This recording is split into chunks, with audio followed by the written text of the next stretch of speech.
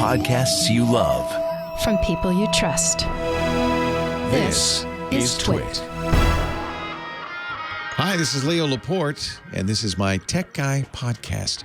The show originally aired Labor Day weekend, Sunday, September 6th, 2020. This is episode 1726. Enjoy. The Tech Guy podcast comes to you from TWiT's LastPass studios. Securing every access point in your company does not have to be a challenge. LastPass unifies access and authentication to make securing your employees simple and secure, even when they're working remotely. Check out lastpass.com/twit to learn more. This episode of The Tech Guy is brought to you quite literally by CashFly. Give your users the seamless online experience they want. Power your site or app with CashFly's CDN and be 30% faster than the competition. Learn more at twit.cashfly.com. And by LastPass. Let LastPass improve your employees' experience while safeguarding your business from cyber threats. LastPass is the #1 password manager. Visit lastpass.com/twit to find out how they can help you. And by Monday.com. Monday.com is a flexible platform to manage any team, project, or workflow online. Collaborate, plan, and track everything your team is working on, wherever you are. To start your free 14-day trial, go to Monday.com/twit. Oh, hey, how are you today? Oh, how are you? Good to see you. Leo Laporte, the Tech Guy. Time to talk computers, the internet, home theater, digital photography, smartphones, smartwatches, all that jazz. 8888 Ask Leo. That's my phone number. If you have a question, a comment, a suggestion, if you want to talk high tech, I'd love to talk high tech with you. 888-827-5536. Toll free from anywhere in the U.S. or Canada. Website, techguylabs.com. I mentioned that not because I'm trying to make money off you or get you on my mailing list, because I don't, and I won't, because I don't even have a mailing list. I'm one of those fools who doesn't do that. I just want you to have the website for your own perusal. In case you hear something and you go, what? You don't want to have to write it down. You're busy. You're doing stuff. Keep your hands free. So we put it on the website. I have a very trained professional scribe, Mr. James DeRuvo, writing it all down and putting it up at techguylabs.com. Nice thing about that, there's no charge. You could just wander in any old time and say, hey, what was that Leo said? This is episode 1726, in case there's a few episodes there. We can put on quite a few. We can put audio and video after the fact up. techguylabs.com. This is probably pretty inside baseball, but I know some of you, like me, use a cable card. You know what that is? Cable card? This is a thing the FCC used to require. The cable companies offer you, so you could use your own gear instead of having to use the cable company's box or DVR. The cable card was a really kind of neat idea. It was a credit card device for people, old-timers, internet and technology people going back a ways. You would recognize it as what we used to call a PCMCIA card. PCMCIA. Yeah, that card. It was like a credit card, but it had electronics in it. And the idea was, it was kind of like, nowadays you could do it with a SIM card, truthfully. But this is an old technology, been around a long time. Nowadays you could do it with a SIM card. But in the old days, and the cable company still seems to be living in the old days, they would make this PCMCIA card that you could, I left out an M, didn't I? PCMCIA. It's a lot of letters. Card that you would put in a device like a TiVo, for instance, and it would make it the cable box. So you didn't have to use the junky cable box the cable company provided. And you'd rent it from them. They're making a little money on it, a couple bucks, $5, something like that.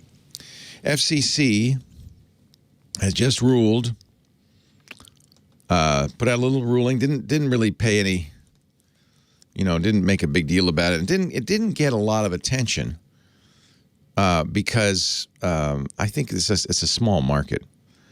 But Thank goodness for David Zatz of zatsnotfunny.com.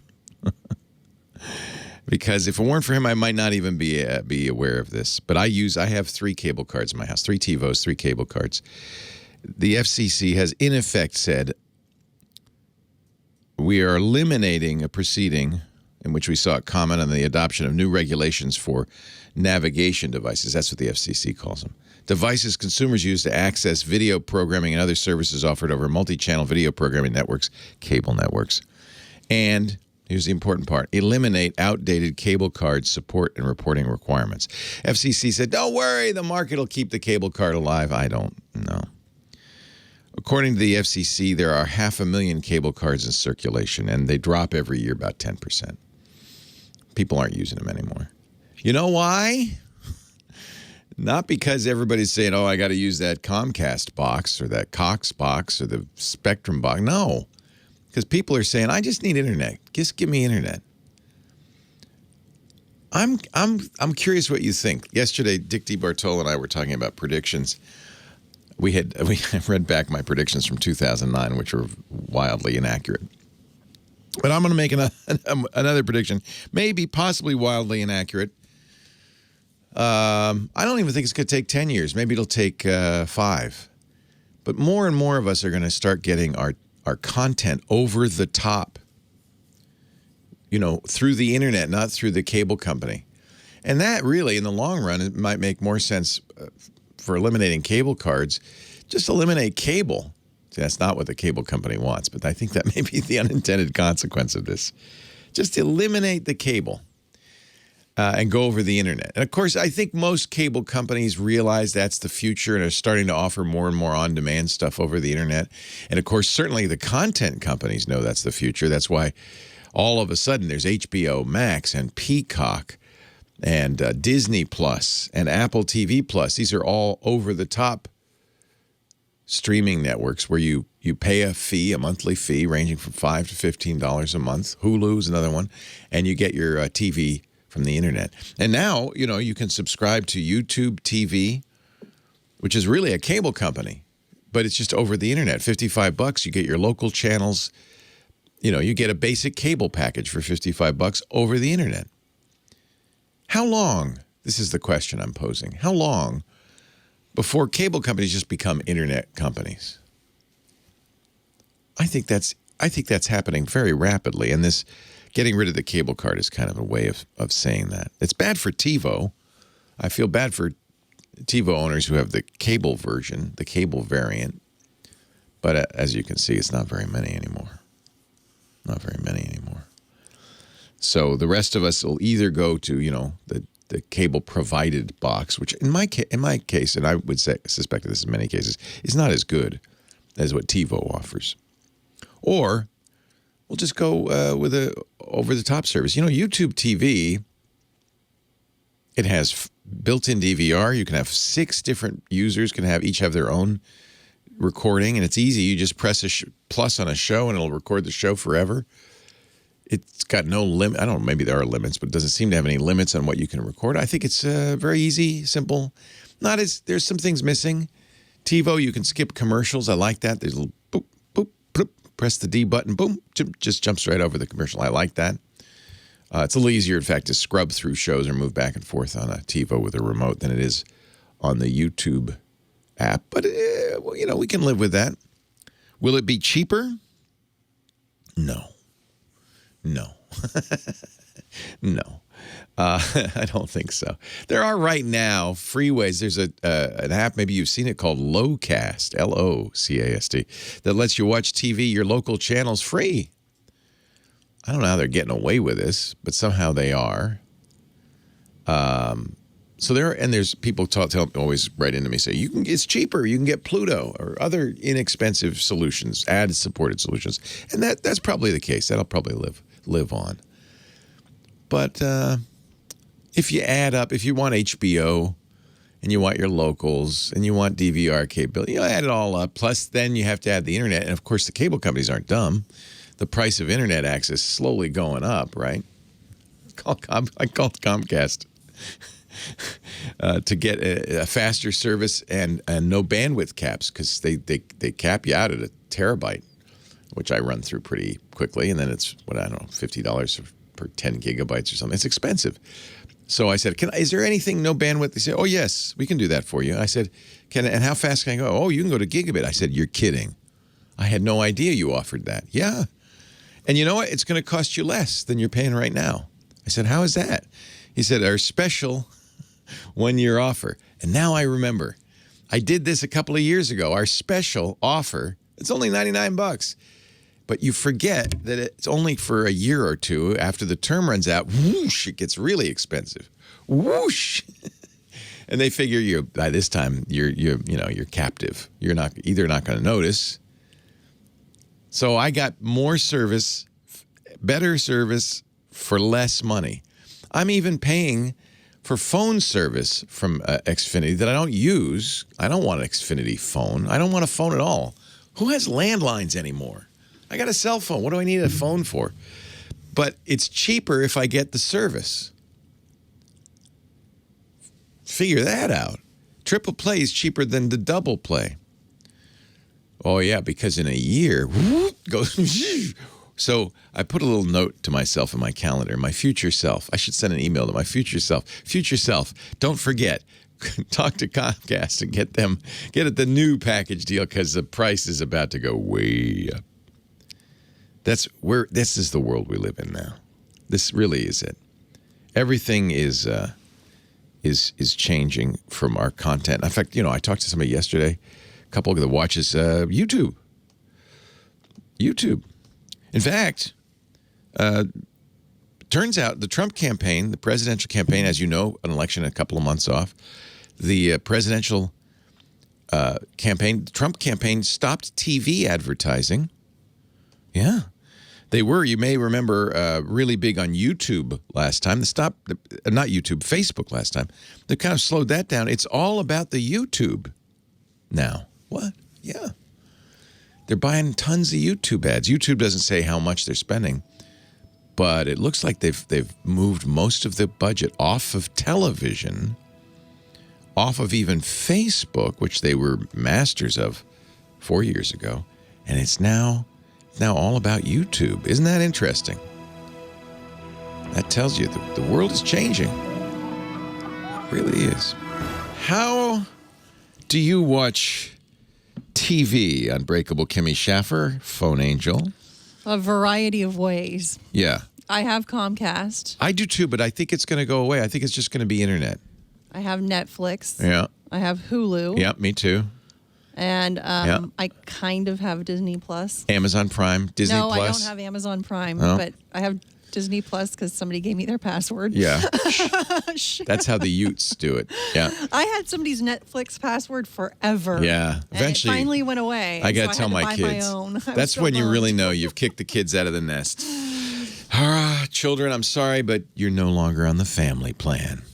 Yeah, this was just a friend, and she never changed her password, and eventually it changed. I was so bummed. Yeah, she finally said, I'm kicking Kim off. Kicking Kim off. Time to get a real job. Yeah, that's kind of nowadays. That's when it's not leaving home. It's not getting a job. It's when you get kicked off the parents' cell phone and television plans. That's when you know you're on your own, kids. You've grown up.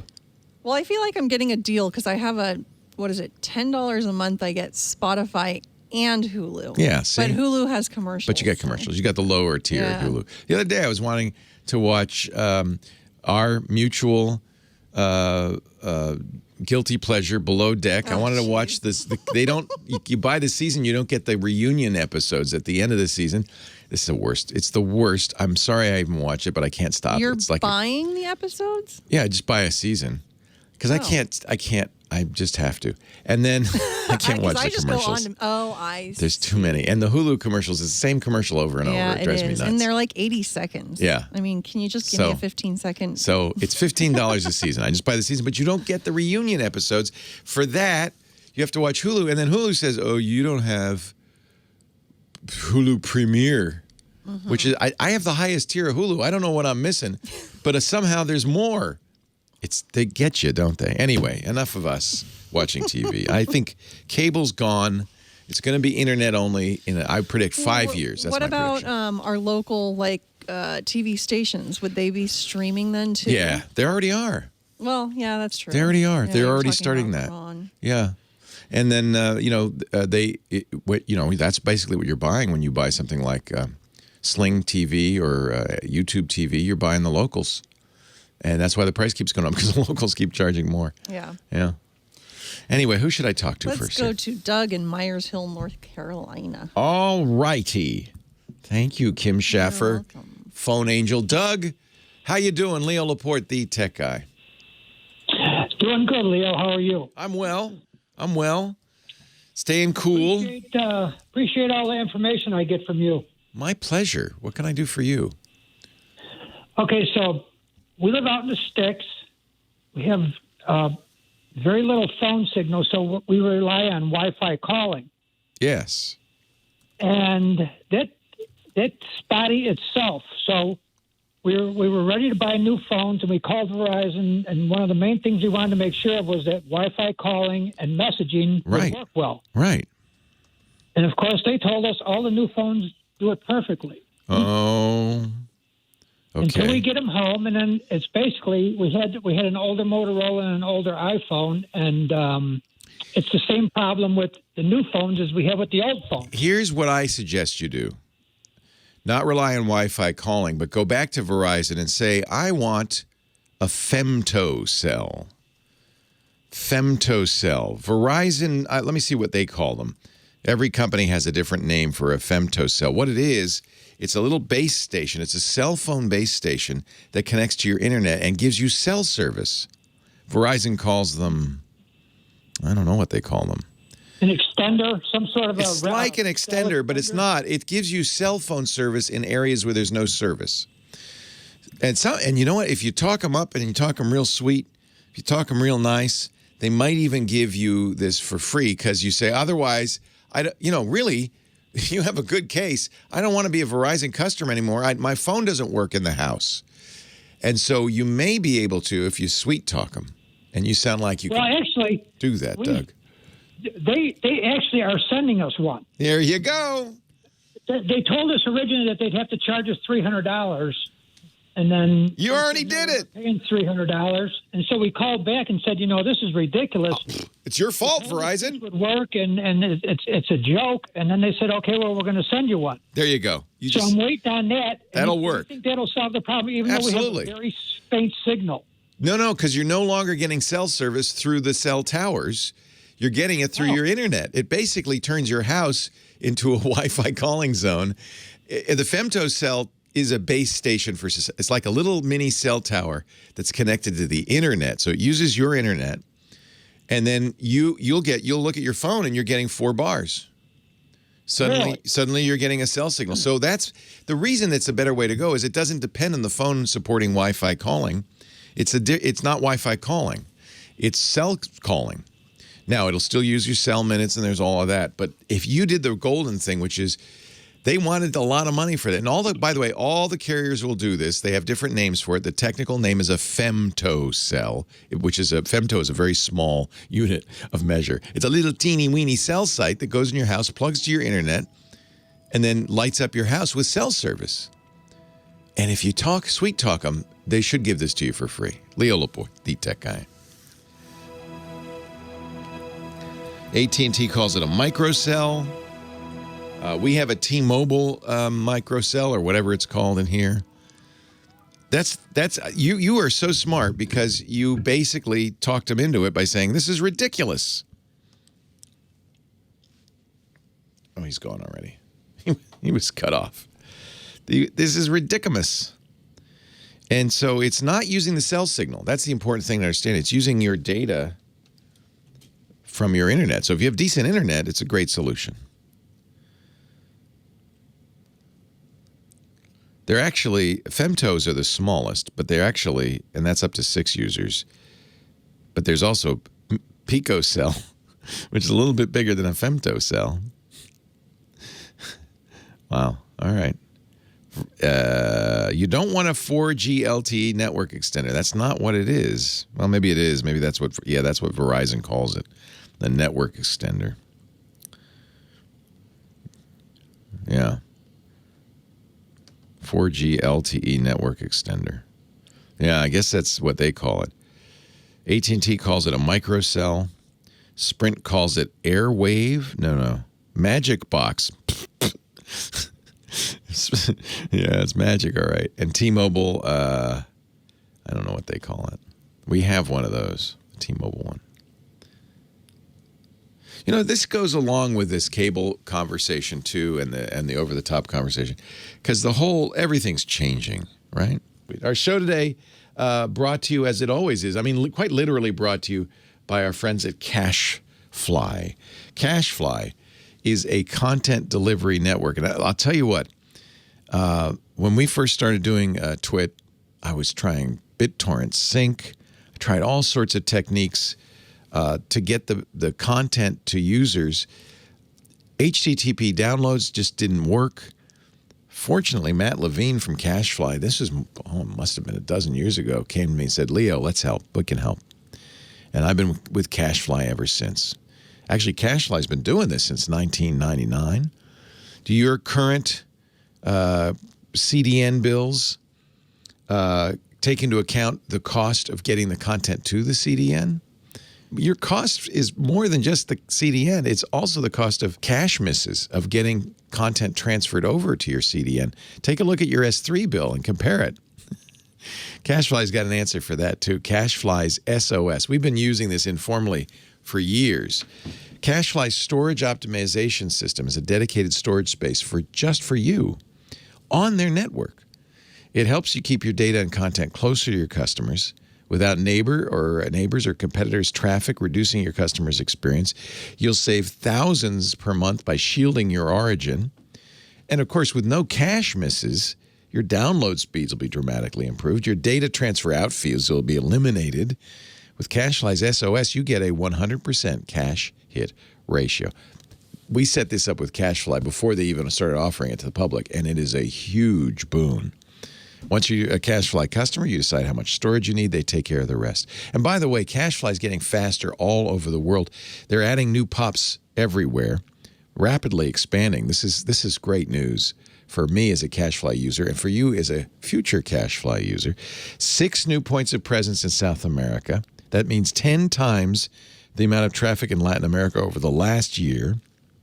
They've not only maintained but dramatically improved performance in the region while taking on much higher traffic load. So it doesn't matter where your users are, North America, Latin America, the Caribbean, Europe, the Middle East, Asia Pacific. CashFly's goal is to deliver content quickly and reliable. Even in those hard-to-reach regions, you can expect consistency and performance in the Americas and everywhere else. And because of CashFly's reliable throughput and scalability, they're about 5 times faster than other CDNs. And when you get CashFly SOS, you get a 100% uptime SLA guarantee, along with industry-leading global performance. I never have to worry about anybody calling me in 15 years saying, hey, the CDN's down. Never. We have other problems. We screw up. No, CashFly never does. CashFly and SOS reliably and easily improve video streaming, podcast platforms, digital downloads. They'll scale to a global audience of any size. I know that. We've really taxed it sometimes, and it just comes up glorious. Files can be delivered lightning fast, content delivered quickly and reliably without delays or timeouts. And I don't care what kind of traffic surges, what kind of spikes you get, CashFly can handle it. And they ensure that cache misses are delivered 5 times faster than from your origins. That's great for software delivery, for games, for streaming video. CashFly's doing a lot of good, too, in the world. They're helping others in need. They partnered with World Central Kitchen, donated over $50,000. They have a goal of serving 300,000 warm meals to those who are struggling. So you could feel good using CashFly. Standard powerful throughput, low latency, high cache hit ratio, 100% uptime SLA. I don't know why you wouldn't want to be on CashFly. Find out how much CashFly could save you. Get a complimentary analysis of your current CDN bill and usage trends when you go to twit.cashfly.com. We love you, CashFly. Thank you for making this all possible over the last more than a decade. And thank you for supporting TWiT by, if you need a CDN, checking it out. Make sure you go to twit.cashfly.com. and bring your bill so they can tell you how much you could save up to 20%. TWiT.cashfly.com. Thank you, Cashfly. Real tip of the hat. They've been a lifesaver for us. I figure Sam's got one of those little steering wheels. It's made out of a chain. It's about the size of a coffee can lid. He just goes, No, I don't do that. It's time for our automotive expert, our car guy, Sam Abuelsamid. He is a principal researcher at Guidehouse Insights. He's also does the fabulous Wheel Bearings podcast. If you love cars, you'll love Wheel Bearings podcast at wheelbearings.media. And he's an expert on automotive technology. Hello, Sam. Hello, Leo. How are you this week? From beautiful Ypsilanti, Michigan. Is this the best time of year in Michigan? I think it is. It's one of the best times. I mean, it's really always good times here. Until the first snow. That has its own benefits too. Okay. I don't mind the snow. I like the snow. Okay. Yeah, I say this as a Californian. I'm trying to convince my wife to move to Michigan to live on a lake because she loves lakes. I mean, it rarely gets to 117 degrees here. And we don't have many wildfires. Now. Yeah, no, I know. I know. So Sam's here every time. I guess what Sam's going to talk about, I have to guess, because he has every time. I'm looking at him on a Skype call. He has different backgrounds. Today you have a Jeep Wrangler. Is this the new Jeep? This is the latest iteration of the Wrangler. So when Jeep introduced the current generation Wrangler back in late 2017, at the time they launched it with one of the options was a 48-volt mild hybrid system. On their 2-liter 4-cylinder engine, and they promised that they would get a plug-in hybrid by 2020. And in fact, they came through. This past week, they revealed the details on the Jeep Wrangler 4xe, which is what they're calling the plug-in hybrid variants of their SUVs. And they actually already launched their first plug-in hybrid earlier this summer in Europe with the Wrangler, or with the Renegade and Compass. They're smaller crossovers that they also sell those here, but they have 4 plug-in hybrid versions that are available in Europe now, and at least one of those will probably be coming to the U.S. market in about a year or so. But the first one we get is the Wrangler, which continues to use that same 2-liter 4-cylinder that they had before, 4-cylinder turbo, but adds a 90 horsepower electric motor that goes in between the engine and transmission, and a 17.1 kilowatt hour lithium ion battery pack that sits underneath the rear seat.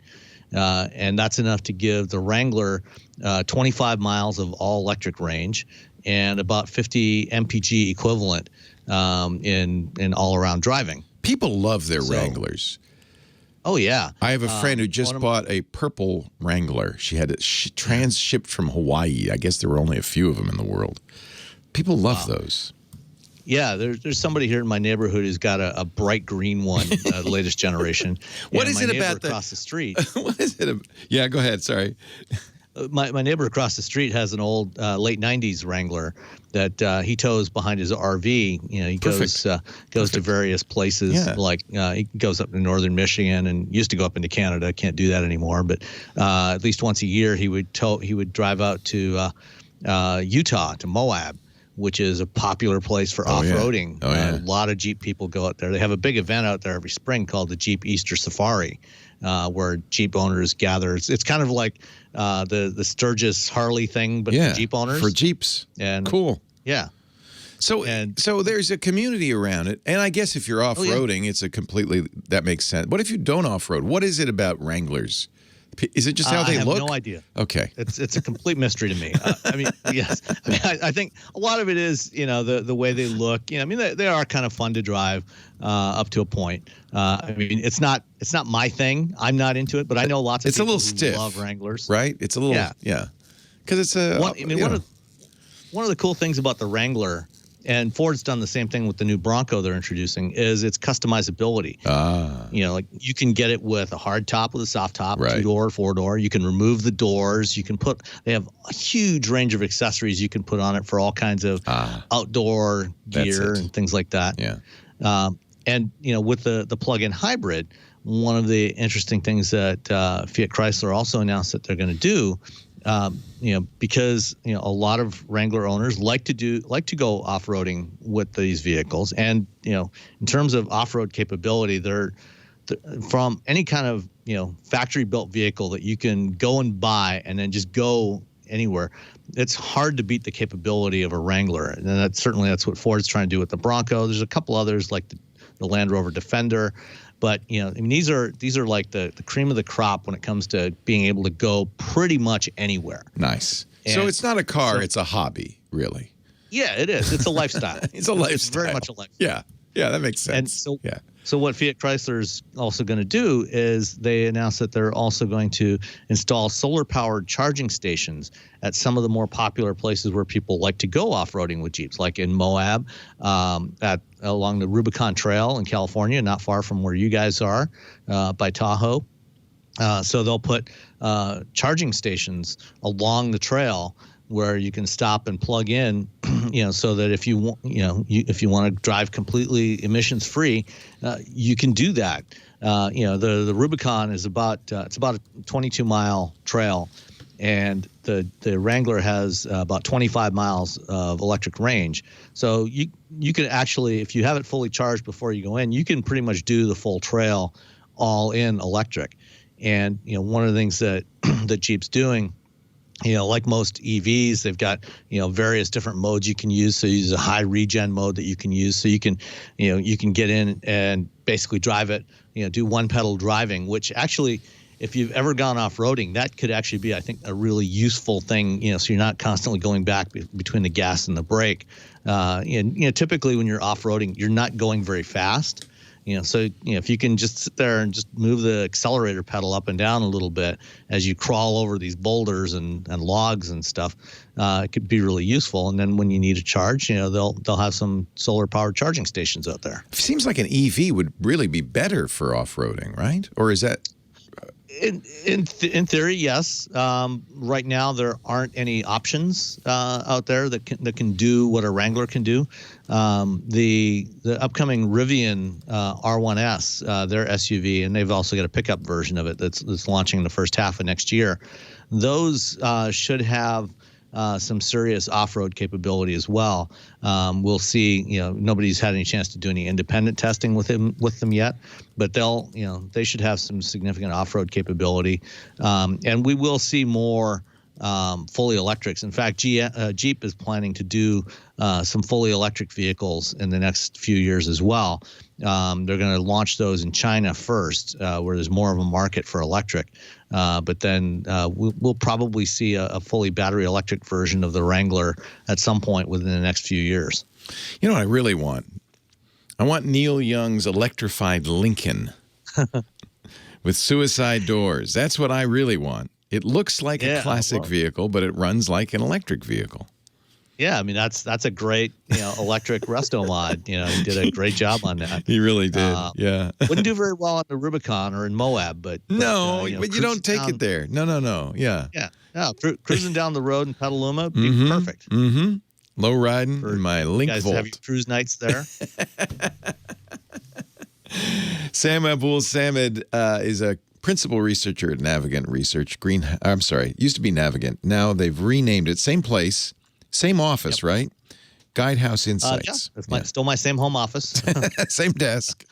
But when we have, when the actual physical offices we have are also still in the same place. Same place. Nobody there right now, but Yep. The podcast, wheelbearings.media. Actually, the beauty of being a podcaster is you never did go into the office. That's why I like it.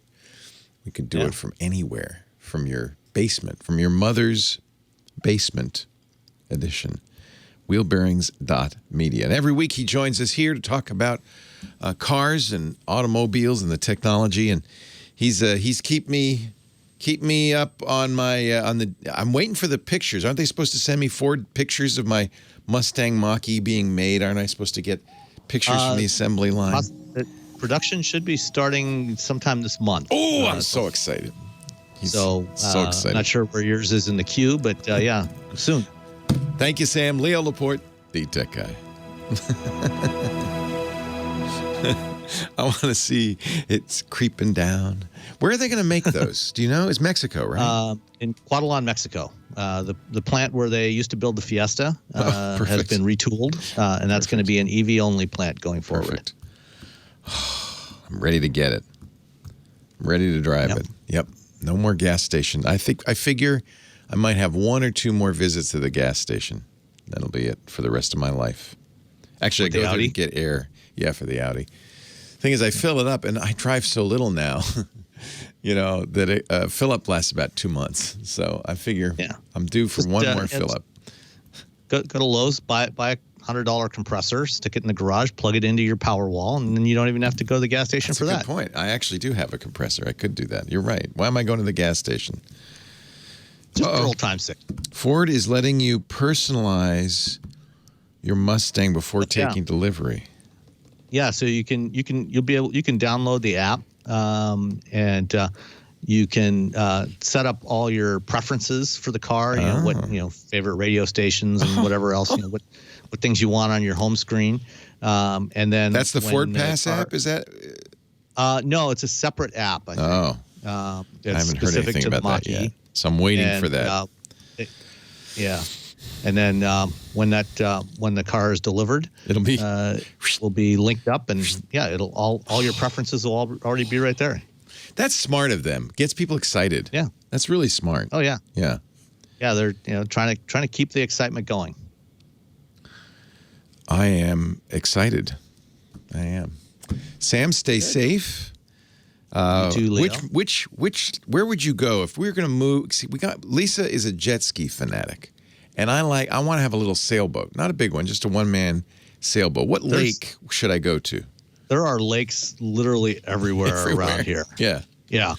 I mean, there are so many lakes. It's not even funny.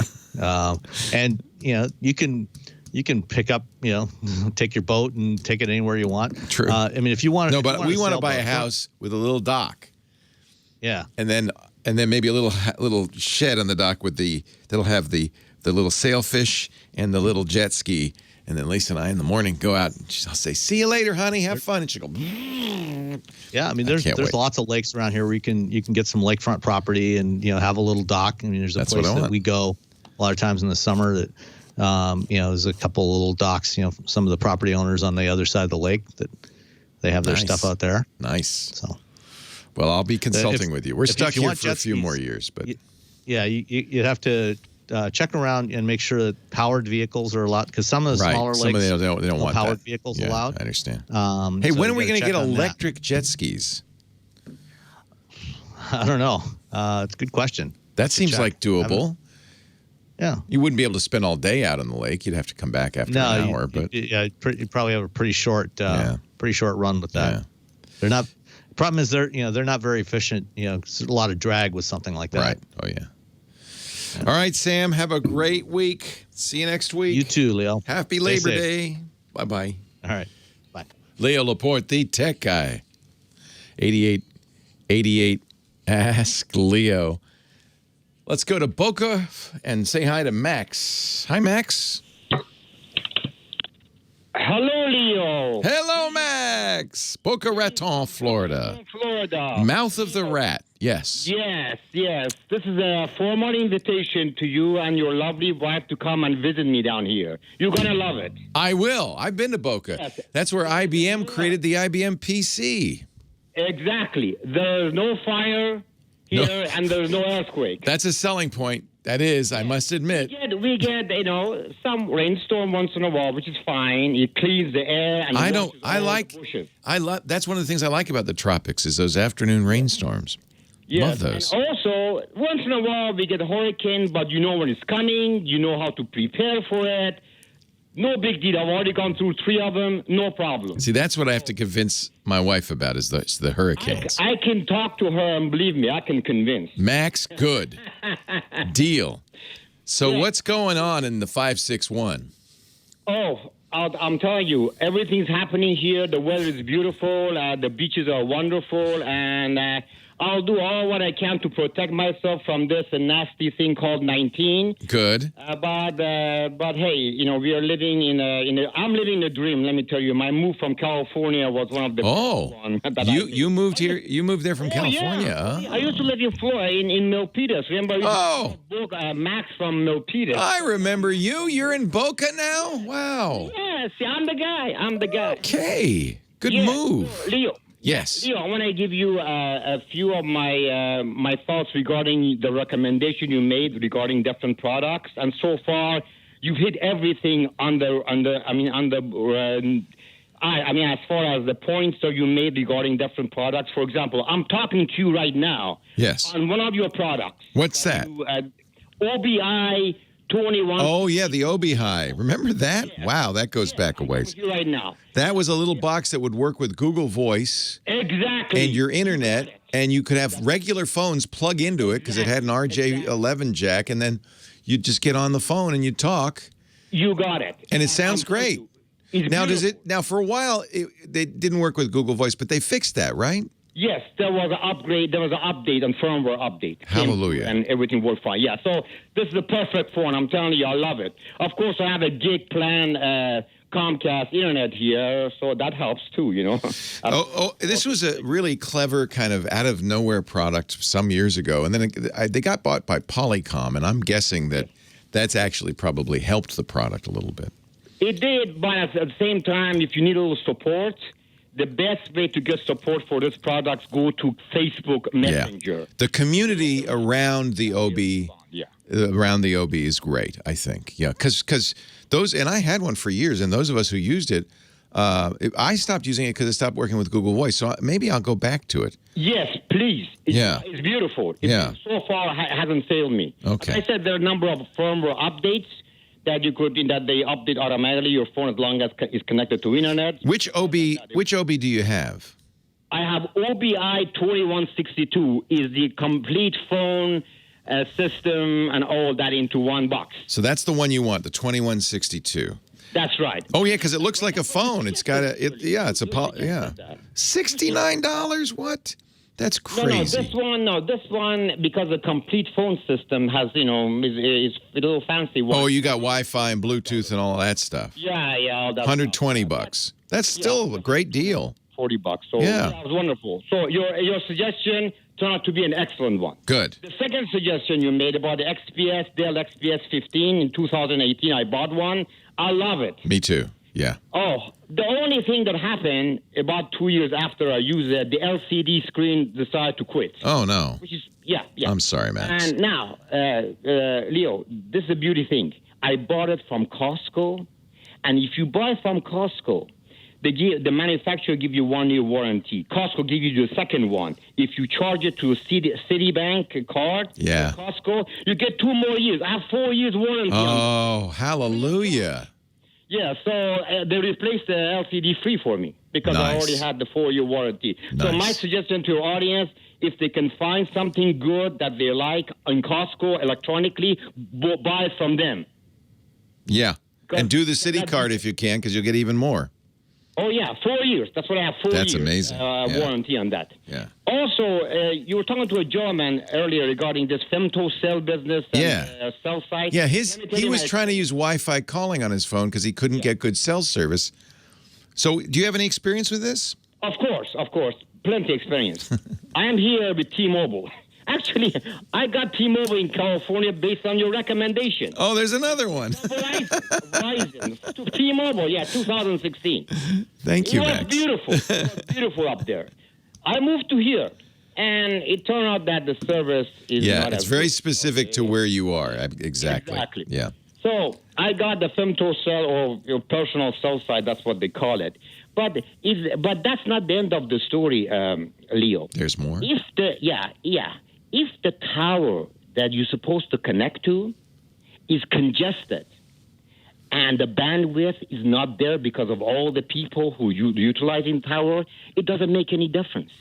You may be able to go through the internet and end up in that particular tower that the GPS of the Femtocell tells us to connect to. But if that tower is already congested, your call will not go through. I have the same problem. I have a T-Mobile cell site. So what do you do about that? Well, I have to switch to Verizon because of T-Mobile essentially telling me that, sorry, we are not be able to do any more in this. So I didn't realize that. So the Femtocell, which is a little extender box, plugs into your internet. Yes. But it goes not back to the home office. It's going to the nearest cell site based on your GPS location. I did not know that. Yes, because the whole idea is that if you are not able to see the tower signal for whatever reason, this will help you. In the building, so it'll help you. It will help you to get there. Right, but it will not solve the problem. It doesn't change your location if that tower is not a good tower.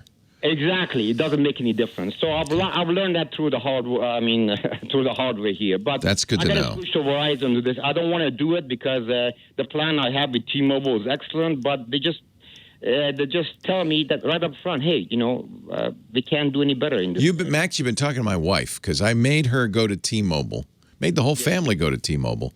Yes. And she finally, about 6 months ago, said, "That's it. I've had it. We're going back to Verizon." I know. I have to. But Verizon is more expensive. I said, it's much more expensive. I said, good news, honey. I also have a Verizon account. See, I have accounts with all the carriers. So I could test phones and so forth. So I said, good news, you can be on my Verizon account instead. So I'm still mostly using T-Mobile, but I do have the Verizon phone. In fact, when I get the Duo, the new Microsoft Duo in about 3 days, I think it's this Friday, it will be going on a Verizon network because it'll work with Verizon. Yeah, because they do have the most reliable network, at least from what I've...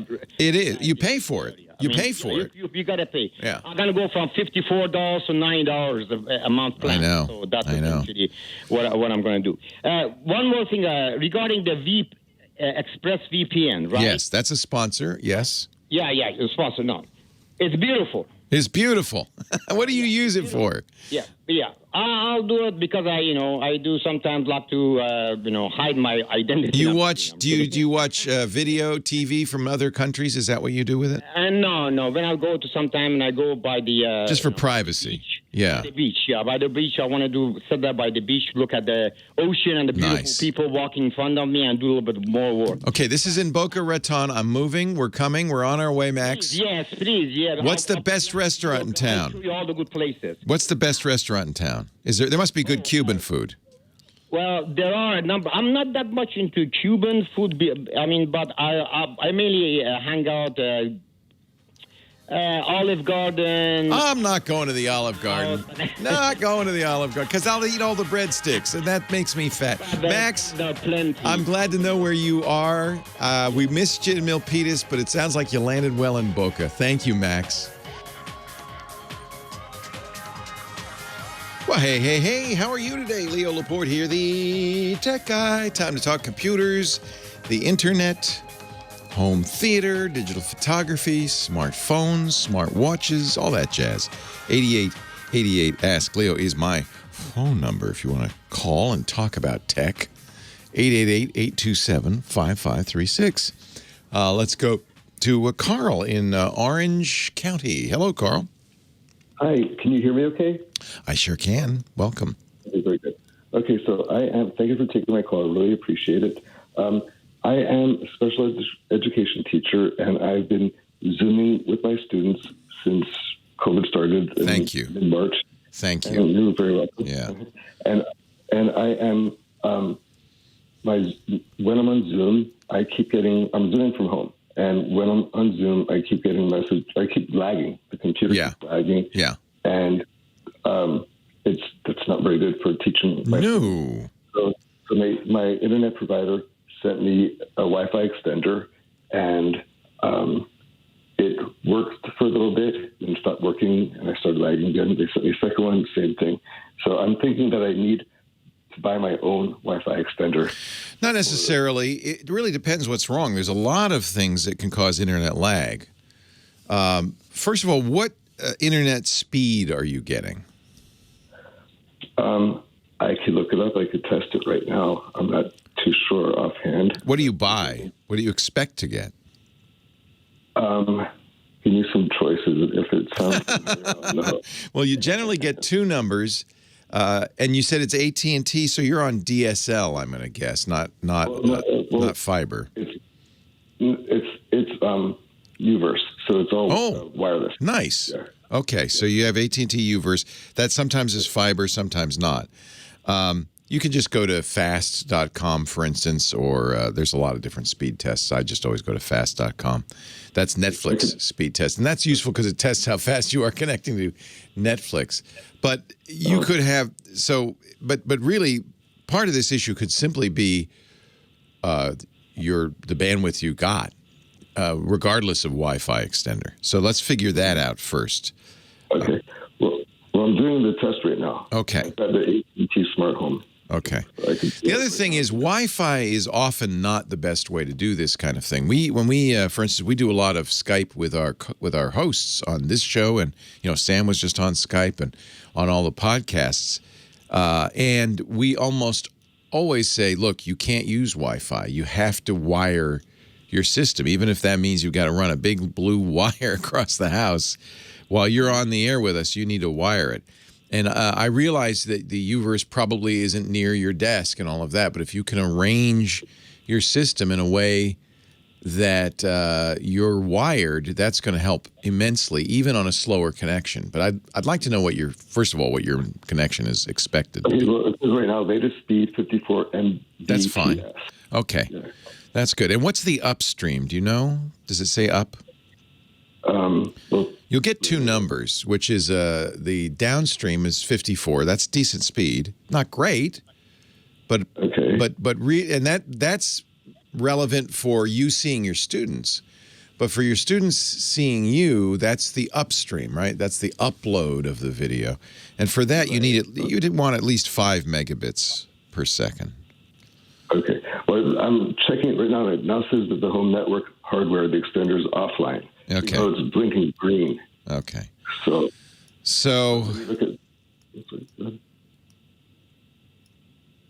that's part of the problem, is the extender goes on and off. Is there any way you can be I need some diagnostic information you may or may not know. There's a UVerse box in your house. Is that connected to a phone jack? No. No. Okay. What's it connected to? You said it's all Wi-Fi? Yes, it's all wireless. There's no wired router in your house. Yeah, we do have a wired router. Okay. Let me come there right now. So and it's not near you, the wired router? It's not near where you'd like it to be? Exactly. It's not. So I've got two. They both say WPS on it. One is link for pairing, and the other one is just a big box that says power broadband. I don't want to focus too much on the extenders yet, because we got to figure out what's going on. That was an easy thing for the AT&T customer service guy to do. Yeah. We'll send you extender, but he doesn't know what's wrong either. Because it could also be your computer if you have other things running in the background. For instance, one of our hosts, Scott Wilkinson, the sync used to be bad. His lip sync used to be terrible. And it turned out when he closed Google's Chrome browser, it suddenly was fine, because the Chrome browser notoriously eats a lot of processor. Okay, so I am a hoarder. I hoard open tabs. I've got about... Okay, those are bad. Yes, okay. So that's what I'm saying, is that the AT&T guy didn't do you any favors. He just gave you the easy thing. You could check a box, press a button, you get a box. But that's not really helping you, because what we got to do is figure out why it's lagging. And it can lag because the computer... How old is the computer you're using? It's from the school district. It is. I'm not too sure. Which means it's old. It's probably not super fast. Plus, you're running a lot of stuff. The first thing I would do before every Zoom call is close everything you don't need, absolutely everything you don't need. Actually, before you do that, reboot the computer, because lots of times there's stuff running in the background. Rebooting it will clear that out. And then close everything that opened up again, so that you're just running Zoom and whatever you need. I understand you'll probably need some resources for teaching, but as little, certainly don't have a bunch of tabs open. And if you're using Chrome, is it a Windows machine? Yes. Try using Microsoft's newest Edge browser instead. That's more efficient. It has it's based on the Chrome engine, so it'll work pretty much the same. But try that instead of Chrome, because Chrome is a real hog. So that's the first thing to look at, is speed up the computer as much as you can, because it could be lagging just because the computer can't keep up. Right. It might not even be the internet connection. I do have that upload number now. Okay. So download it to 63 MTBS. Upload is 13. 13's perfect. It's fine. It's plenty. Okay. So now I'm really thinking it is the computer, because you have plenty of bandwidth if it's consistent. Mm-hmm. So, and you may not need the extender. How far away from the base station are you? Okay. Well, the house is 2,600 square feet. My office is upstairs. The router is downstairs. Okay, so you got to get through a floor, which sometimes can be a problem. Yeah. And that may be. But are you now at your workstation? Is that speed test you just did? No, it's not from it. Got it. I can go up there and do it. Got it. Well, that's another thing to check is we don't have time to do it now. But if you go up there and you notice it's considerably worse than 5415, then the Wi-Fi extender might have been the right solution. Although I'm not a fan of Wi-Fi extenders, and I'll tell you why. They don't operate in something we call full duplex. They can't speak to your computer and the AT&T Uverse base station at the same time. They can only talk to one at a time. So if they talk to your computer, then they talk to the base station, then they talk to the computer. That cuts the full speed down right there to half, to 27 down and 7.5 up. Oh, actually, already you're half the speed, even in an optimal situation. So I generally tell people to get a mesh system instead. Now, that's not free. In fact, it's very expensive. And the school district is probably not helping you out at all on this. No, they're not. So I'm not necessarily saying, but generally, if you have a situation where you have an upstairs and a downstairs, an extender isn't going to help because it will get the signal there, but it'll cut the speed in half. And for you, that's not desirable. So there's a few things I would look at. One is I would look at the computer upstairs and see what bandwidth you're getting. Then I would look at ways to get that wired. And there are other ways you can do that. There's things called power line networking where you plug something in down by the Uverse modem and then something up by your computer. And then, in effect, it's using your power lines. It's not as fast as a full Ethernet connection, but it might be more reliable than an extender setup. And those are not expensive if you look at TP-Link power line networking. And what you'd like to do is wire it at both ends. So you plug one end into the Uverse modem or the router. I don't know if they gave you a router, but plug one end into the router and then downstairs and then plug that into the wall. And then upstairs, plug the other TP-Link into the wall. And then it'll have an Ethernet cable going to your computer, the school-supplied computer. That's another way to do it that's better than an extender and not really expensive. These, maybe $30 or $40 for both ends. So that's from TP-Link. But I would also look at your computer, reboot it, turn off everything you can, then do a speed test. If you've got 5 megabits up or more, you shouldn't have too much trouble with Zoom. Lagging could very easily just be the computer can't keep up with the video. Okay, that makes sense.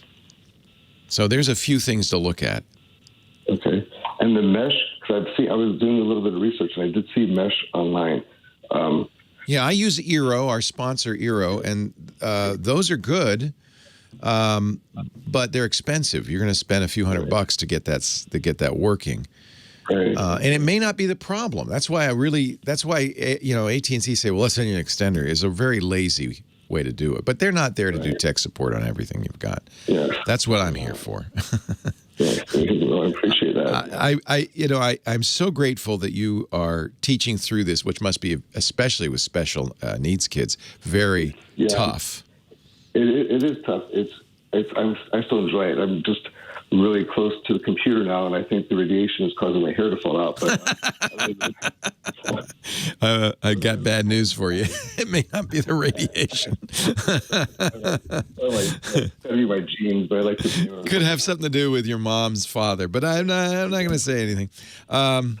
So yeah, I mean, thank you for doing this. I wish teachers were getting more support from the districts, but it's hard for everybody. It's hard for the students, and especially for your students. Our son is different learning needs, and it's especially difficult for them because whether it's an attention deficit disorder or just, there's no connection there. You're over a phone line and it's hard. So thank you for hanging in there under very difficult circumstances. And anything I can do to help you, I'm glad to do it. First thing to do is diagnose your computer upstairs, reboot it, turn off everything, get it as fast as you can. It's an older computer, I'm sure, because you got it from the school district. And then instead of Chrome, use Edge, use Microsoft's browser. That'll be faster. And then do a speed test. And if the speed seems okay, the extenders actually may be hurting more than helping. Okay. So you might try just taking the extenders out of the mix first and see, because they can actually be slowing it down. Okay, that makes sense. Yeah. All right. All right. There's some tips for you. Thank you for the job you're doing. I really appreciate it. Well, thank you Yeah. very much. You're working hard. All of us are suffering in one way or the other, but some of us take more of a hit than others. So thank you for that. I appreciate You're it. very welcome. Yeah. Okay. Take care. Yeah, we're getting a lot of calls from teachers over the last few months who are struggling to get this all working. And different districts will have different support, but as always, the case, especially in public schools, teachers are doing a lot of this on their own. They're figuring out how to do it.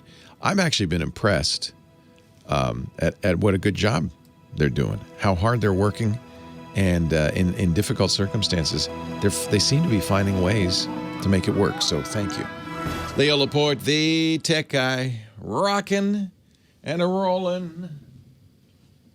8888, ask Leo, the phone number. Chris Marquardt, photo guy, coming up. We got a photo review just around the corner.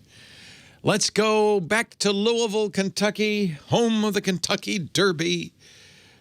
Hello, Paul. Hey, Leo. Good to see you. It's going great. How are you? Pretty good. This Tuesday I have going to pick up my new the Google Pixel 4a from. It's exciting. New phone day is always exciting. Yeah. Right. And the reason I'm calling you is that I want to make sure. Every time I buy a new phone, I hear Leo say, "You should have done this." So basically, I'm calling you about things that I should be doing. Prepare myself. I currently have a Moto G, which had the last update was February 2019. So it's this is unfortunate because Android, if it doesn't get updated monthly gets insecure, and you haven't had a monthly update since last year. That Moto G was a great phone, and I blame Moto for that. They just, what happens with these phones is after a couple of years, they say, no more updates. Even Google is only promising you 3 years of updates on that 4A. It's still working fine and everything. Yeah. No, it's fine. It's security is the issue. Right. So the first thing you want to do, you're going to be able to very easily transfer everything from that Moto G over to the 4A. Well, that's what I wanted to ask you. Yeah, that's built in. In fact, when you first boot it up, it'll say, do you have another phone you want to transfer stuff over from? Well, they when I watched a little video, it says it comes with a transfer device that you plug in. No, you don't even need to do that. You can do it over Wi-Fi. They do it wirelessly. Oh, really? Yeah. Because what it's not doing is transferring the entire contents of the phone over. It's transferring accounts and passwords, things like that. Your Wi-Fi login, all that stuff. What you're going to end up doing, it also transfers your Google account. So Google will then go to the Google Play Store, and it'll download all your apps again, fresh on the new phone. It wants to do that. You don't want to copy those apps over. The one thing you want to make sure is you've got all the photos and music, any stuff that you put on that phone that you want to keep on the new phone. You want to make sure photos, for instance, are backed up to Google Photos. And so you go into your Moto G right now, and the first thing I would do is go into the settings, and there's under backup and reset, make sure it's backing up to Google. And then go to Photos, make sure it's backing up to Google. Music, you're going to have to do by hand. I don't remember if the Connect two phones together will do that. It might. I would wait to do that until you see what gets copied over. I seem to remember it can copy over music, but it's been a few months since I've done it. But the beauty is, all phones now, iPhone, Android phones, they all do the same thing. They all make it easy for you to upgrade to a new phone because they want you to be doing that every couple of years. You're going to love the 4A. It is a great phone. And Scooter X in the chat room has a support note we're going to put at the website that tells you all the deets of what you'll be doing. So you can look at that at techguylabs.com.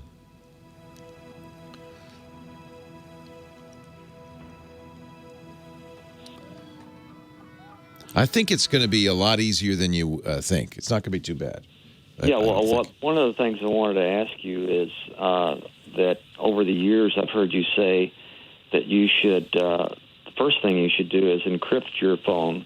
That's automatic now. I probably was with the Moto, but it certainly is with the 4A. All Pixel phones come encrypted and stay encrypted, so you don't have to worry about that anymore. I don't have to do anything like that. So, okay.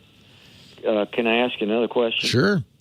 Well, I've had this kind of like a strange problem over the years.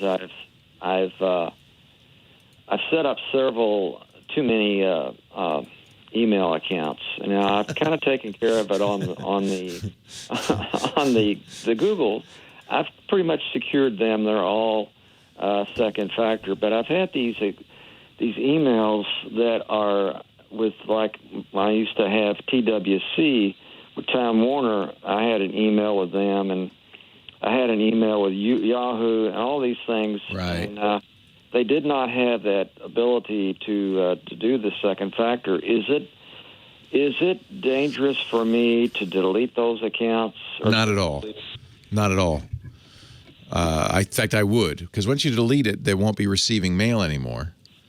And so nobody can use those to reset passwords or anything. Just make sure you've moved the problem with deleting them is if you use that for the most critical would be, your mother.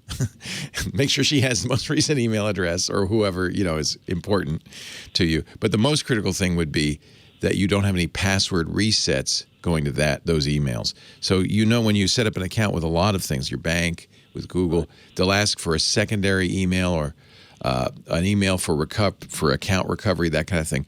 It's a pain, but you got to go through all of those and make sure that nothing is set to go to an email address you're about to delete, because otherwise you won't be able to recover that account ever again. Now, on to the subject also about email. If I've heard several people call to you, and this is my greatest fear, is that somehow I'll be locked out of my Google account. That's right. Does Fastmail have any protection for that? Yeah, you can't get locked out of Fastmail because you're paying for it. Yeah, once I get the Fastmail, if I was locked out of the Google account, would Fastmail help me in? No. But what you can do when you set up your Fastmail account is you can get all your mail from Google. It takes a while because Google won't let them get all the mail all at once. But what you do is you set it up to download all your mail from Gmail onto your Fastmail account. And now you've got a copy, so you're not at risk. If they kill your Gmail account, doesn't happen very often, but if they kill your Gmail account, that's problematic if you've used that for other purposes, like, again, password recovery.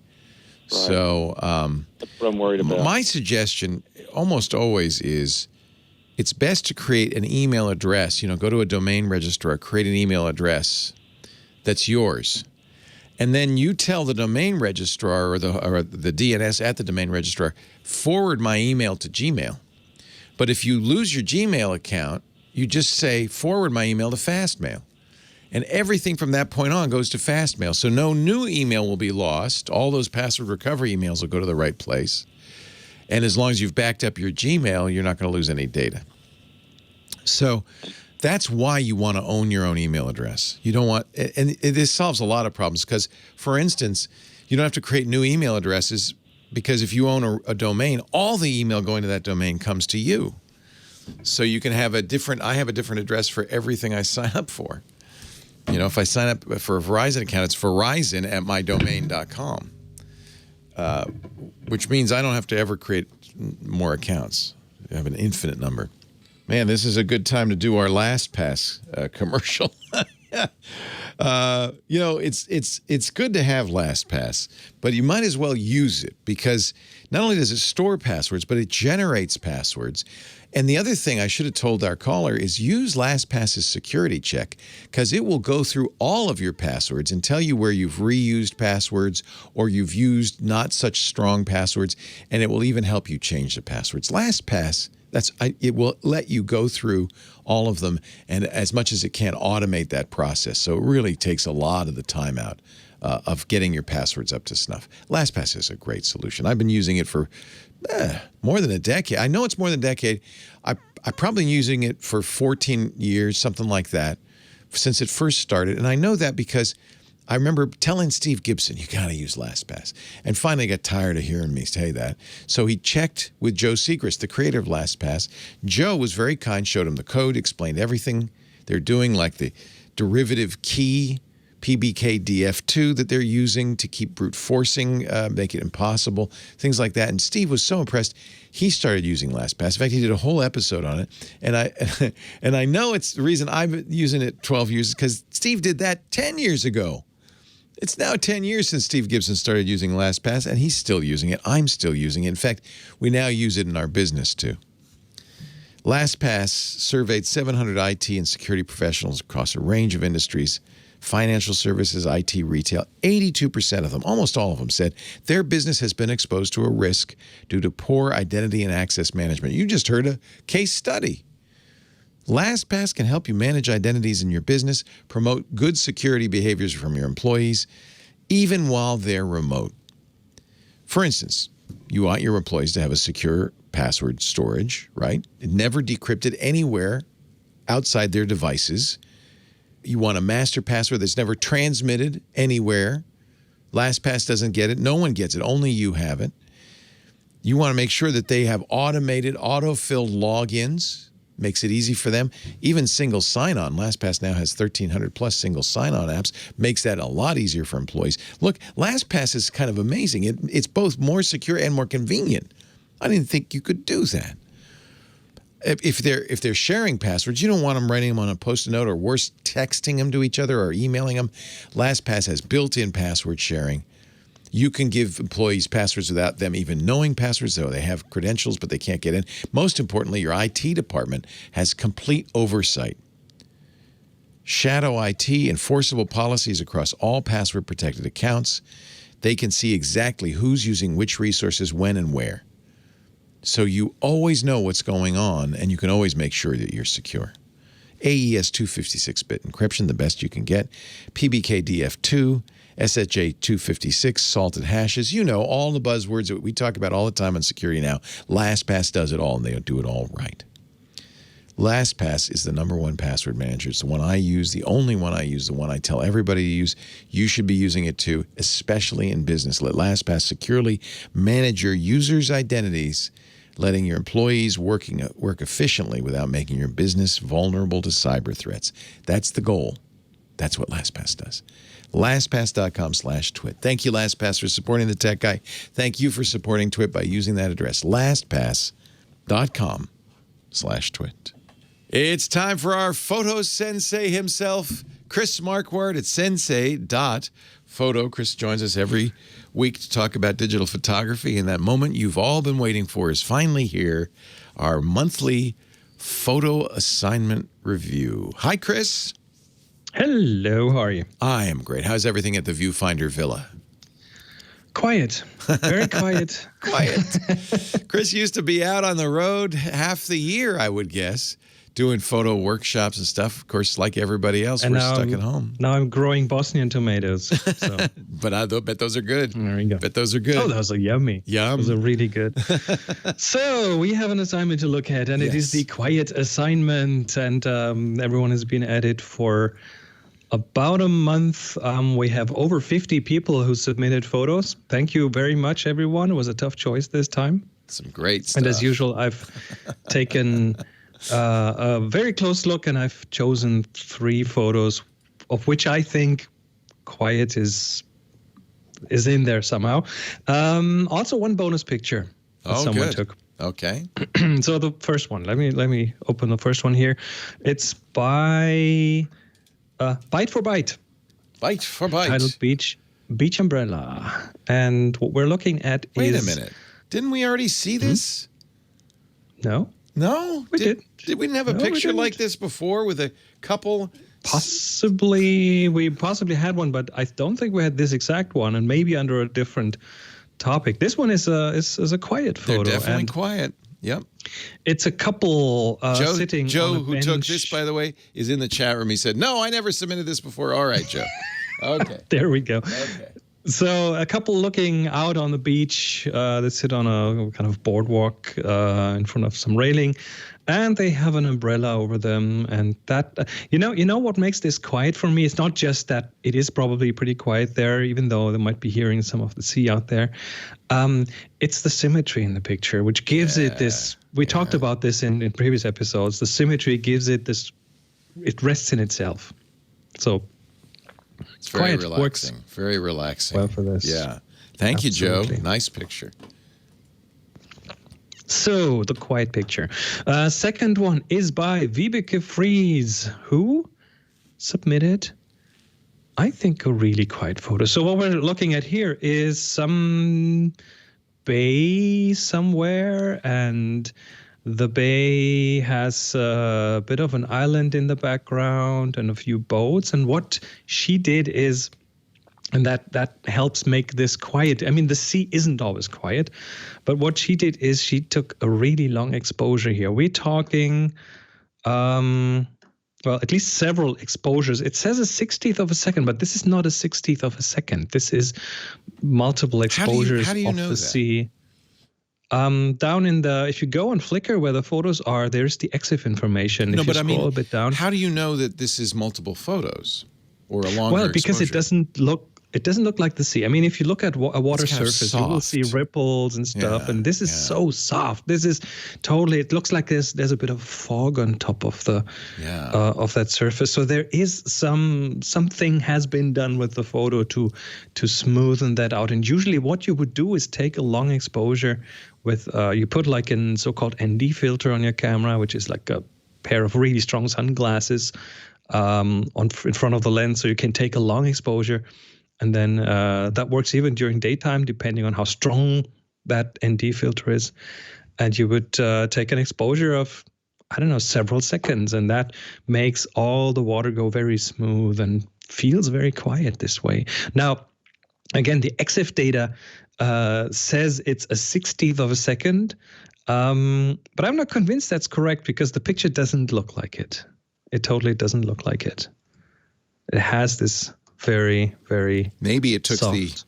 maybe it's a multiple exposure and it took the last exposure or something like that. I mean, that's what happens if you look at on your smartphone, especially on the iPhone, there's this long exposure feature when you take a photo, and then when you review it, you can swipe up and you can choose different special features, and one of them is called long exposure. And what it does, it evens out a whole series of exposures and makes them into something that looks very similar to this. Yeah. So that would be I may be the wrong, long but exposure I feature. think Vibeke has submitted other photos in the past. She has submitted several yeah, photos. Yeah, this and is we had her in beautiful. the past. Yeah, she's good. Or he. Yeah. I don't know. She. I think she. We don't know. Vibeke. I don't know. It sounds like a Dutch name, and I think it's well, Vibeke, let us know. Help us out. Okay. And finally, it's a cat photo, but what can I say? I mean, cats are good at quiet. Cats are good at quiet. Yeah. And isn't this a quiet photo? That's very quiet. Isn't it super quiet? The cat on the sofa with Sleeping. the paw kind of crossed over, sleeping. So I have a lot of pictures like this. If you like cat photos, I have a few. Our cat is paranoid. She doesn't like the camera nearby. No, I have to speak up. Yeah. She thinks it's a threat. So yeah. But this cat doesn't mind. No. In fact, there's another one in the background. There's two cats that don't mind. Oh, look at that. I didn't even notice that. I was looking at the first one, at the front one. What I like about this is it's the composition. It's also the depth of field. So it's very clear where the focus is. Mm-hmm. And nice. It really is the quiet one. Okay, we have one bonus photo. A bonus photo. Which was... Thank you, Andrew Adams, for the kitty cat. Okay. Yes. And the next one is by Ron Rayring. And it's a screenshot. It's a shot of someone on the screen. Why would you pick this? Because, I don't know, I found it funny. I mean, there's a screenshot and a volume slider. There's a screenshot of someone we know on there. I think his name is Leo. It's the Tech Guy Show. from August. There's a slider. There's a volume slider all the way to 0. Could be. Oh, that I get Ron it. is He trying to made tell you me something, quiet. you know? I get it. He made you quiet. I get it. He made you quiet. All right, now There I we like go. it. I turned. That's what I thought. I thought that was a fun one. Maybe there's a hidden message in there. Maybe you talk too much. I don't know. The title is Leo is quiet now. There we go. All right. Hey, if I'm quiet, radio stations all over the country go, "What's wrong? What's wrong? Yep. What's wrong? True. I don't hear anything. What's wrong?" Me, I start freaking out. And then Lady Laura freaks out, and then the knock freaks out. Everybody freaks out. I can't be quiet. I have to make noise at all times. Do you want a new assignment? All right, but Ron, you can't participate. Oh no, go ahead. All right. So BP Archer suggested this one in our Flickr group, and it is reflection. Ooh. And again, I mean, there's multiple ways to interpret that one. Reflection. Let's find out. Now, the 1 month idea to go. here is you got 4 weeks, which means you can submit up to 4 photos because we like to limit you to 1 photo a week if possible. And the way it works is go out there. You don't have to have a fancy camera. You don't have to even go out there. Just, I mean, you can do it wherever you get a picture. Could be with a camera phone, of course. In fact, a lot of times we get the camera phone photos in our top 3. Submit those pictures to Flickr.com. Flickr is a free photo sharing site. Chris and I love it. FLICKR.com. Go, if you're not a member, join. It's easy. It's free. And then you'll notice there are groups on Flickr, and we have a group called the Tech Guy Group. Join that one. 13,000 plus members. Renee Silverman's a moderator. She'll welcome you. She'll say hi.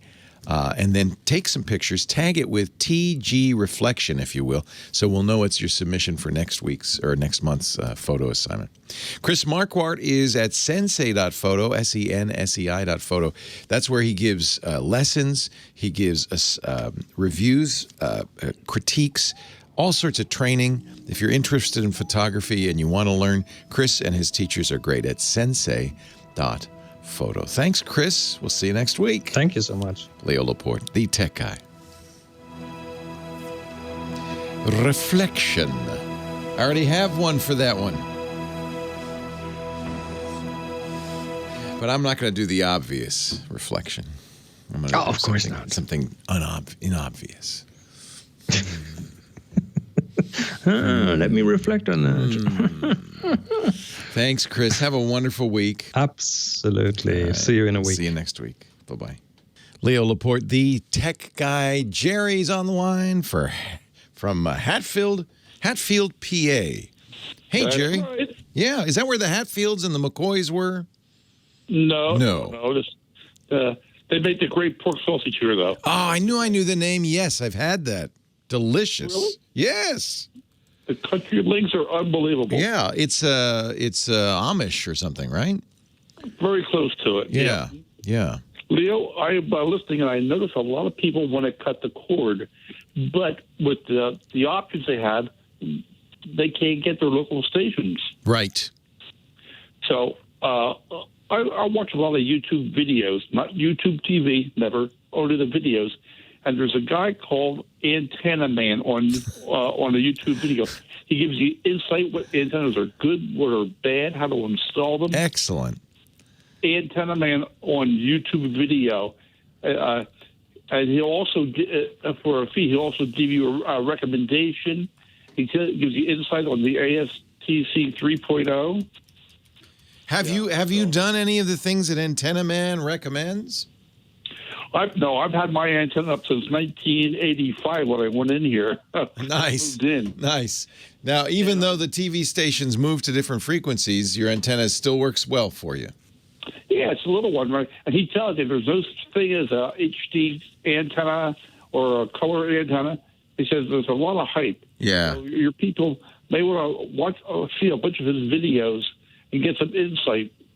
And he calls this one the flat antenna on the wall. He calls that the ping pong ding dong. I'm going to have to watch some of these, Jerry. I appreciate it. And he says they don't work with a hoot. Don't use those. Yeah, I think, anybody who's an amateur radio operator, of course, and we have a ham show called Ham Nation on our podcast network, spends a lot of time thinking about antennas. And ideally, your antenna has a length of your antenna is a multiple of the frequency, so that you can capture that frequency well. And so there's all sorts of there's all sorts of ins and outs to antenna, but I'm sure he cuts through all of that. So that's a great tip. Well, he does.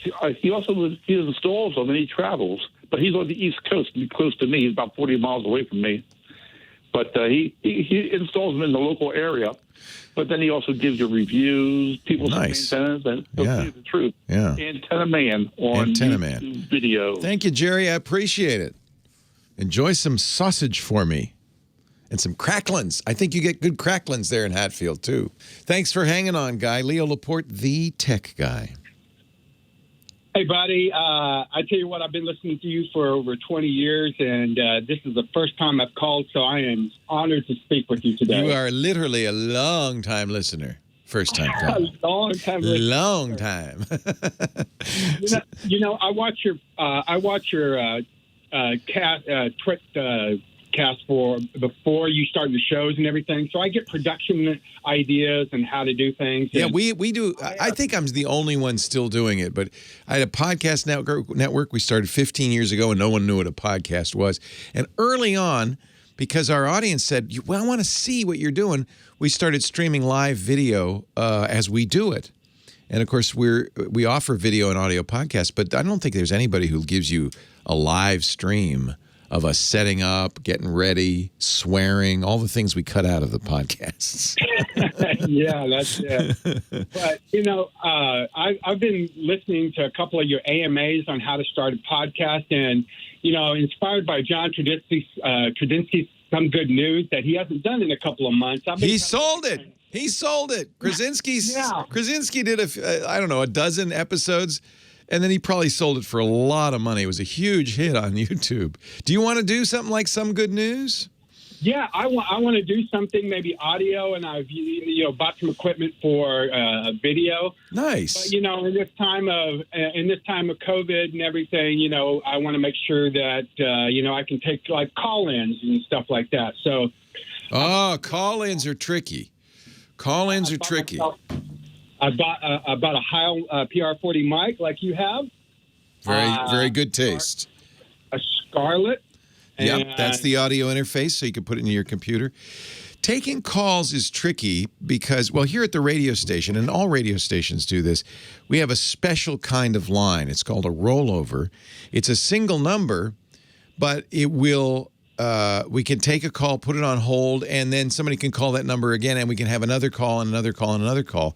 And in this case, we have 6 lines, but I've worked at stations that have had as many as 20 or even 40 lines on that same one number. That's called a rollover. It's very expensive, and you don't want to pay for that for a podcast. It's a little, the radio show, because it's a call-in radio show, we do that. But I wouldn't do it for a podcast. What I would look at is a platform that, in fact, we used it in the early days called TalkShoe. TalkShoe. And it allows you to take internet phone calls. You can do the same thing we do the radio station, which is put them on hold. You can have multiple callers at once. You even get a complete interface, like a switchboard interface. I really think TalkShoe is one of the few ways to do a call-in radio show as a podcast. They've added a lot of features since. I think there's a free tier, but you're going to end up probably paying for it. But honestly, hosting costs money no matter what. So at least take a look at the free tier, and then TalkShoe will let you do the phone calls if you want to do a call-in show. You notice there aren't a lot of podcasts that take calls. That's a technically much trickier thing to do. TalkShoe, like the shoe on your foot. And I got the website. Yep. And they now actually host it. They do a lot more. They got acquired, but they do a lot more. But unless they've taken those features away, let me just see. I see dial-ins on the front page there. So unless they've taken that feature away, they have a phone number they give out. So this is a good way to solve that. Now, Mike B. in our chat room, who's been with us since, as long as you have, 20 years, he's got a link to an article at schoolofpodcasting.com where they talk about alternate methods. It's a tricky thing to do and not a cheap thing. Early on, I investigated doing it via Skype. Skype doesn't really do a good job of letting you take multiple calls. If you just want to take one call at a time and you don't need to screen them, then you can use Skype. That would be easy. If you're on a computer, you can even do Skype on the computer. You'll have to do some special routing so that you can record yourself and Skype at the same time. Macintosh users can use Audio Hijack Pro. That's from Rogue Amoeba. That's a nice piece of software. And I think there's similar software on Windows. Probably OBS Studio or something like that will do it.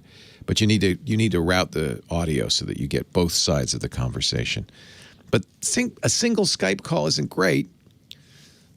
So I think there's, if you wanted to make a radio show, that would be the way to do it with the TalkShoe.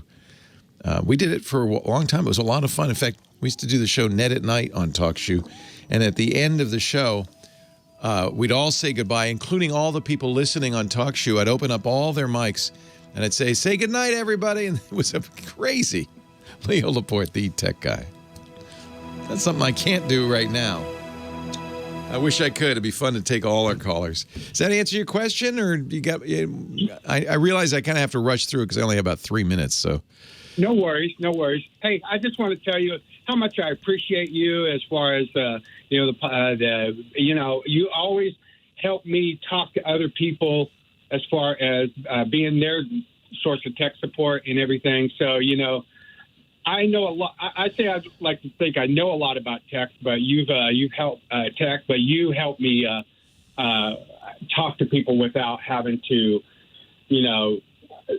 dumb it down or something like that. But I really do appreciate you and the 20 years. Every Sunday I watch TWiT. Oh, Guy, thank you. Ian Thompson, Amy Webb is all-star people. Get ready because we're going to have a Halloween TWiT. A little early with Amy Webb and Cory Doctorow. I think it's October 18th, I think. And Amy has already said, I'm wearing a costume. So I've ordered a costume, and I know Cory has costumes, so get ready for a wild one next month, October 18th, our Halloween one. Hey, it's nice to talk to you, Guy. Thank you for the very kind words. You're making me blush. I really appreciate it. Thanks, Guy. See you later.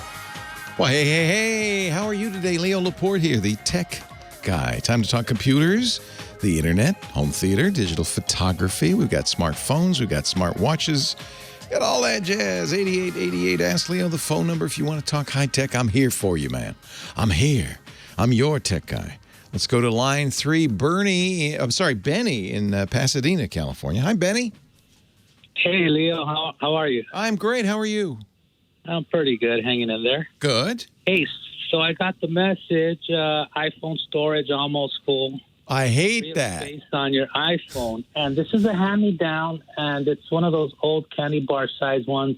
So I'm like, what do I do? Does this mean I got to sell my soul to Apple and pay them forever? No. Do you have a personal computer you can connect it to? I do. Okay. So one thing you could do is just back it up and then delete anything you don't need. Probably, given the age of that phone, it is one of the 8 or 16 gigabyte iPhones. In the old days, they sold iPhones that were woefully inadequate in storage. Now you can't buy anything less than 64. Do you know off the top of your head how much storage is on that? I believe it's 32. Okay. Or it could be 50. So 32's a decent size. Do you store music on there, movies? Do you take a lot of pictures? That's what I wanted to ask you about also was the pictures. That's where you're... start taking them out, but I'm not like... So here's my suggestion. Unless you're completely out of space, it's certainly a good idea no matter what to back it up to the computer, especially if you do it with a cable. It's fast. It's easy. Apple provides a way to do that. Actually, I'm such a big believer. I bought a program called iMazing to do it that does a little extra stuff, but you don't need that.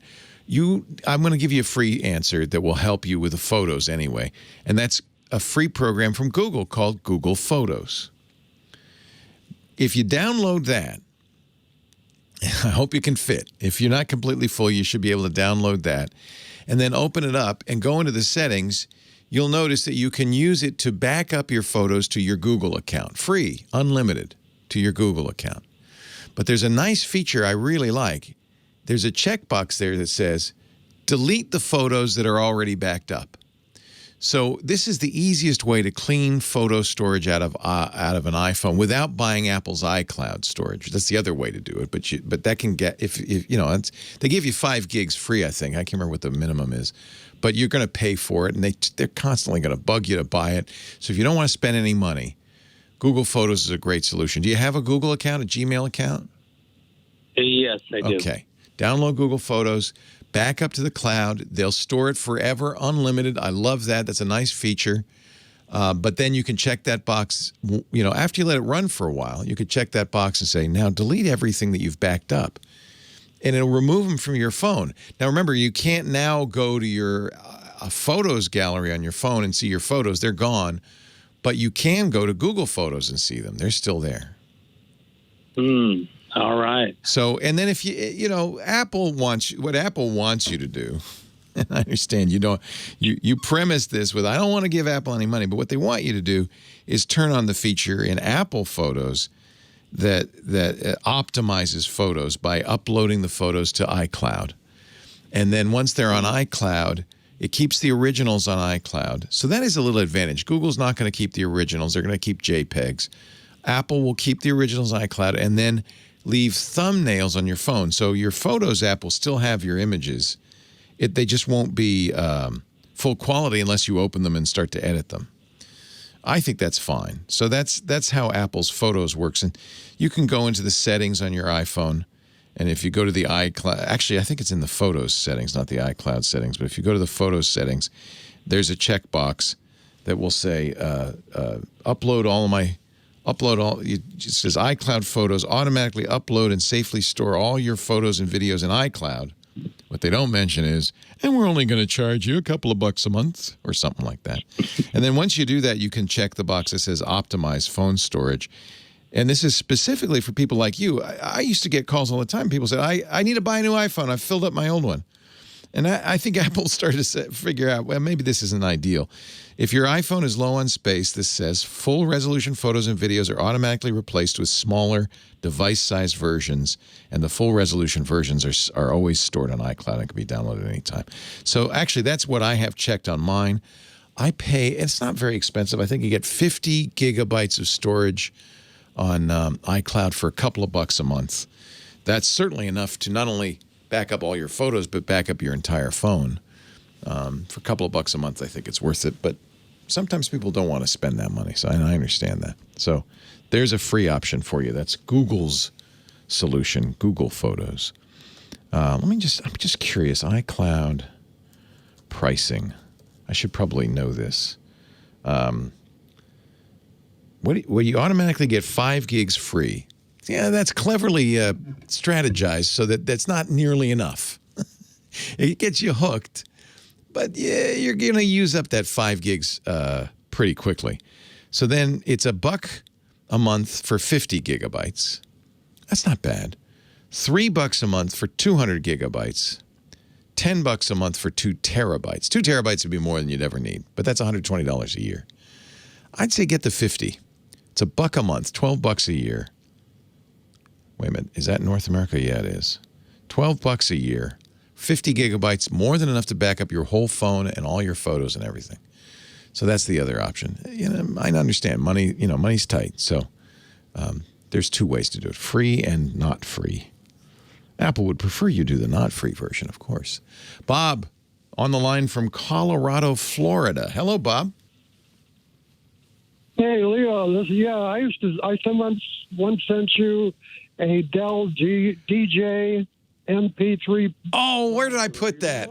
It's probably in my museum somewhere behind me. I got a lot. Thank you for that. I remember that. The Dell DJ. Yeah. Dickie D sent it back to me, but it got lost when I was moving. Oh, man.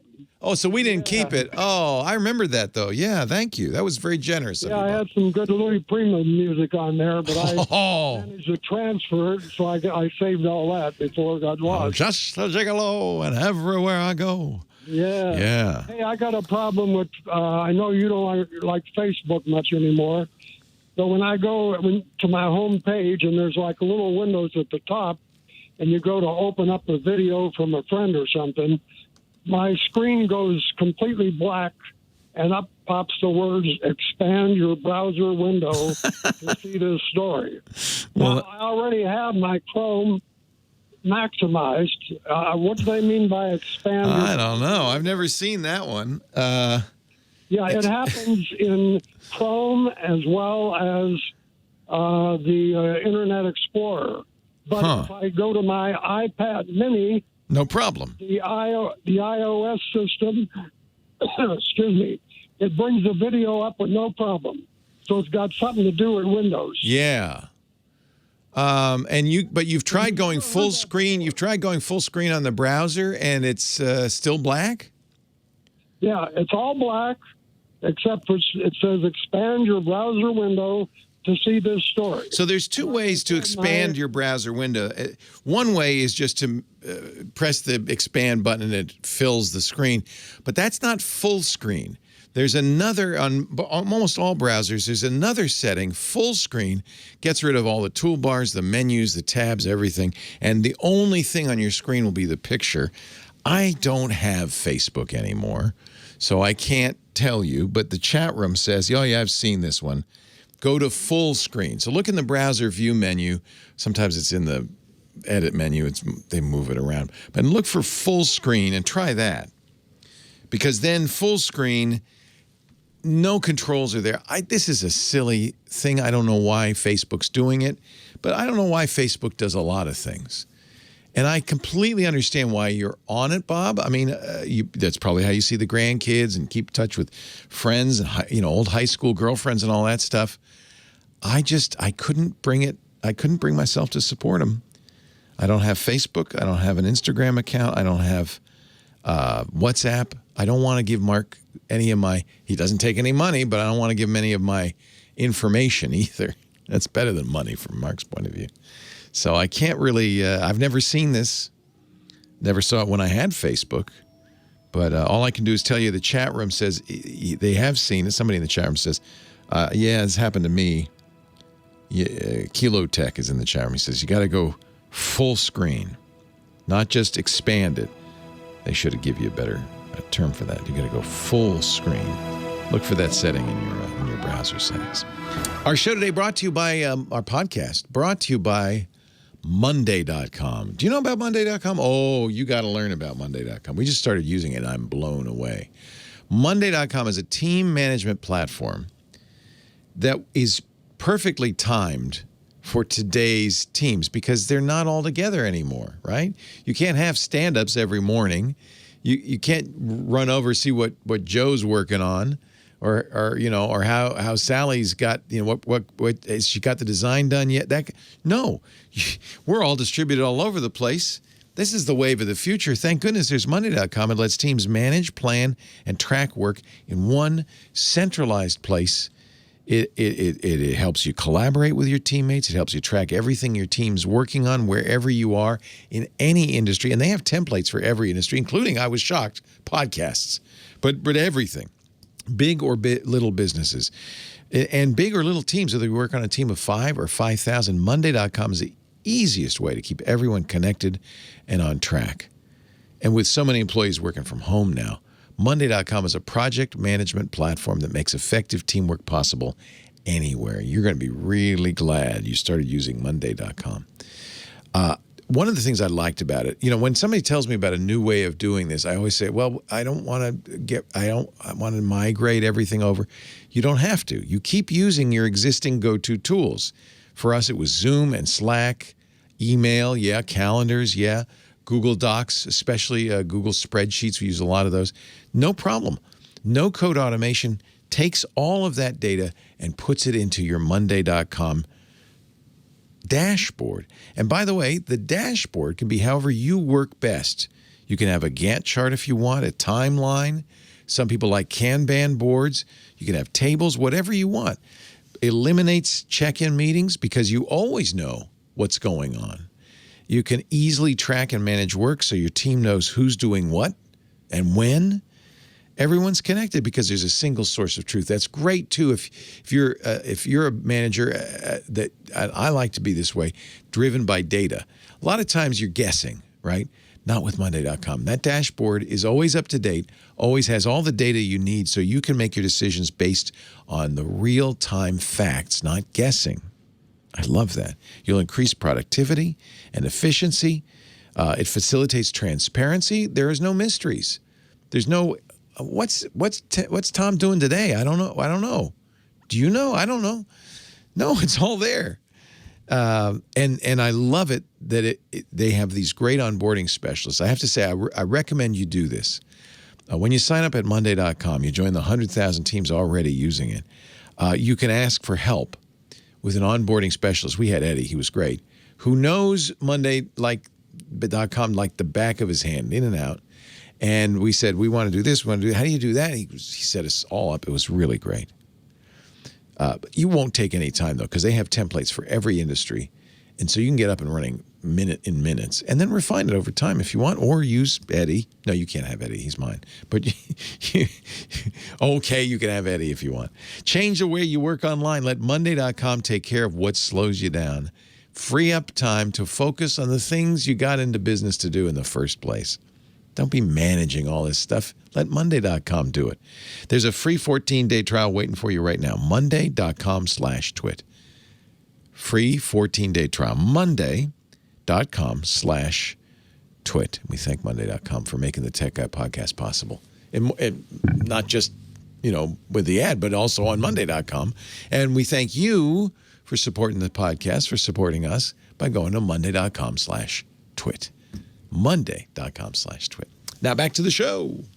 Leo Laporte. Leo Laporte, the tech guy. Why is it when I hear that song, I do the universal signal for phone call, right? Do you know that one? It's the thumb and the pinky, and then you hold it up to your ear. Thumb and the pinky to your ear.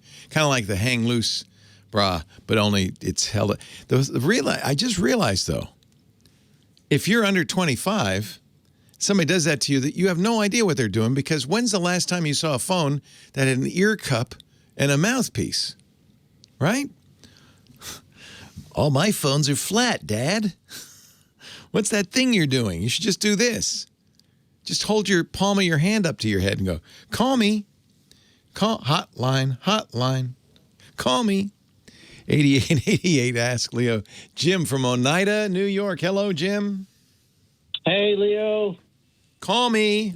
What can I do for you? What can I do for you, Jim? I'm scared. I need your help. Okay. So I started getting emails about all my accounts being reset. Amazon, Facebook, Walmart. What? My passwords being reset. What? All at once. And I'm like, uh-oh. And what's happening is I'm getting a verification code sent to my email. Says, here's your verification code, which I didn't ask for. And then the next email says, your password at Amazon has successfully been changed. Oh, that's not good. Have you tried logging back in to fix that? I did. I got back in. Nothing's been taken out. I can't see any charges. I changed the passwords back. Or not back, but to new passwords. Good. And So the password, was the password actually changed? Yes, because I tried going in and it wouldn't let me in. So you had to go through the recovery. And I did, and then it sent me a one-time passcode, and I put it in, and it let me change it. Wow. I think I don't need to put in my old password to get a new password? That's strange. Well, that's good, because if you wouldn't know what it is, because the bad guys changed it. So right. When I hear this, you note I asked that question because the first thing you want to say and assume is these are phony emails trying to get you to do something, right? They're phishing emails. But when right. you go to Amazon and try to log in with your old password and it doesn't work, then well, maybe it's not so phony. Right. Right? So now the question is, wow, how did these guys... Did you use the same password at all these places? No. Different password. And is it a password that's, like birth date, names of dogs, mother's maiden name, that kind of thing? It's a made-up word in different versions with numbers at the end. Okay. So that might be a clue because all the passwords were related. They were. Yeah. So never underestimate the persistence of some of these guys. Right. What might have happened, and you can verify this pretty easily by going to a website called Have I Been Pwned? HAVE. Yeah. Yeah, because I found that and I put the password and it wasn't in there, which was good. They didn't know that password. They didn't. Had your email address been compromised? This is what I think happened, that they hacked into my email address. So whenever an authentication code comes, it goes my email address. Right. They grab it and then change the password. That's right. So that is the easiest thing to do. If they can figure out your email and they can compromise your account, then all they do is go to every site they can think of using that email and entering a non-working password. It'll go, oops, and you say forgot. And then it's going to send an email to that account. You saw those emails, and so you reacted quickly. I presume you also had the good sense to change your email password.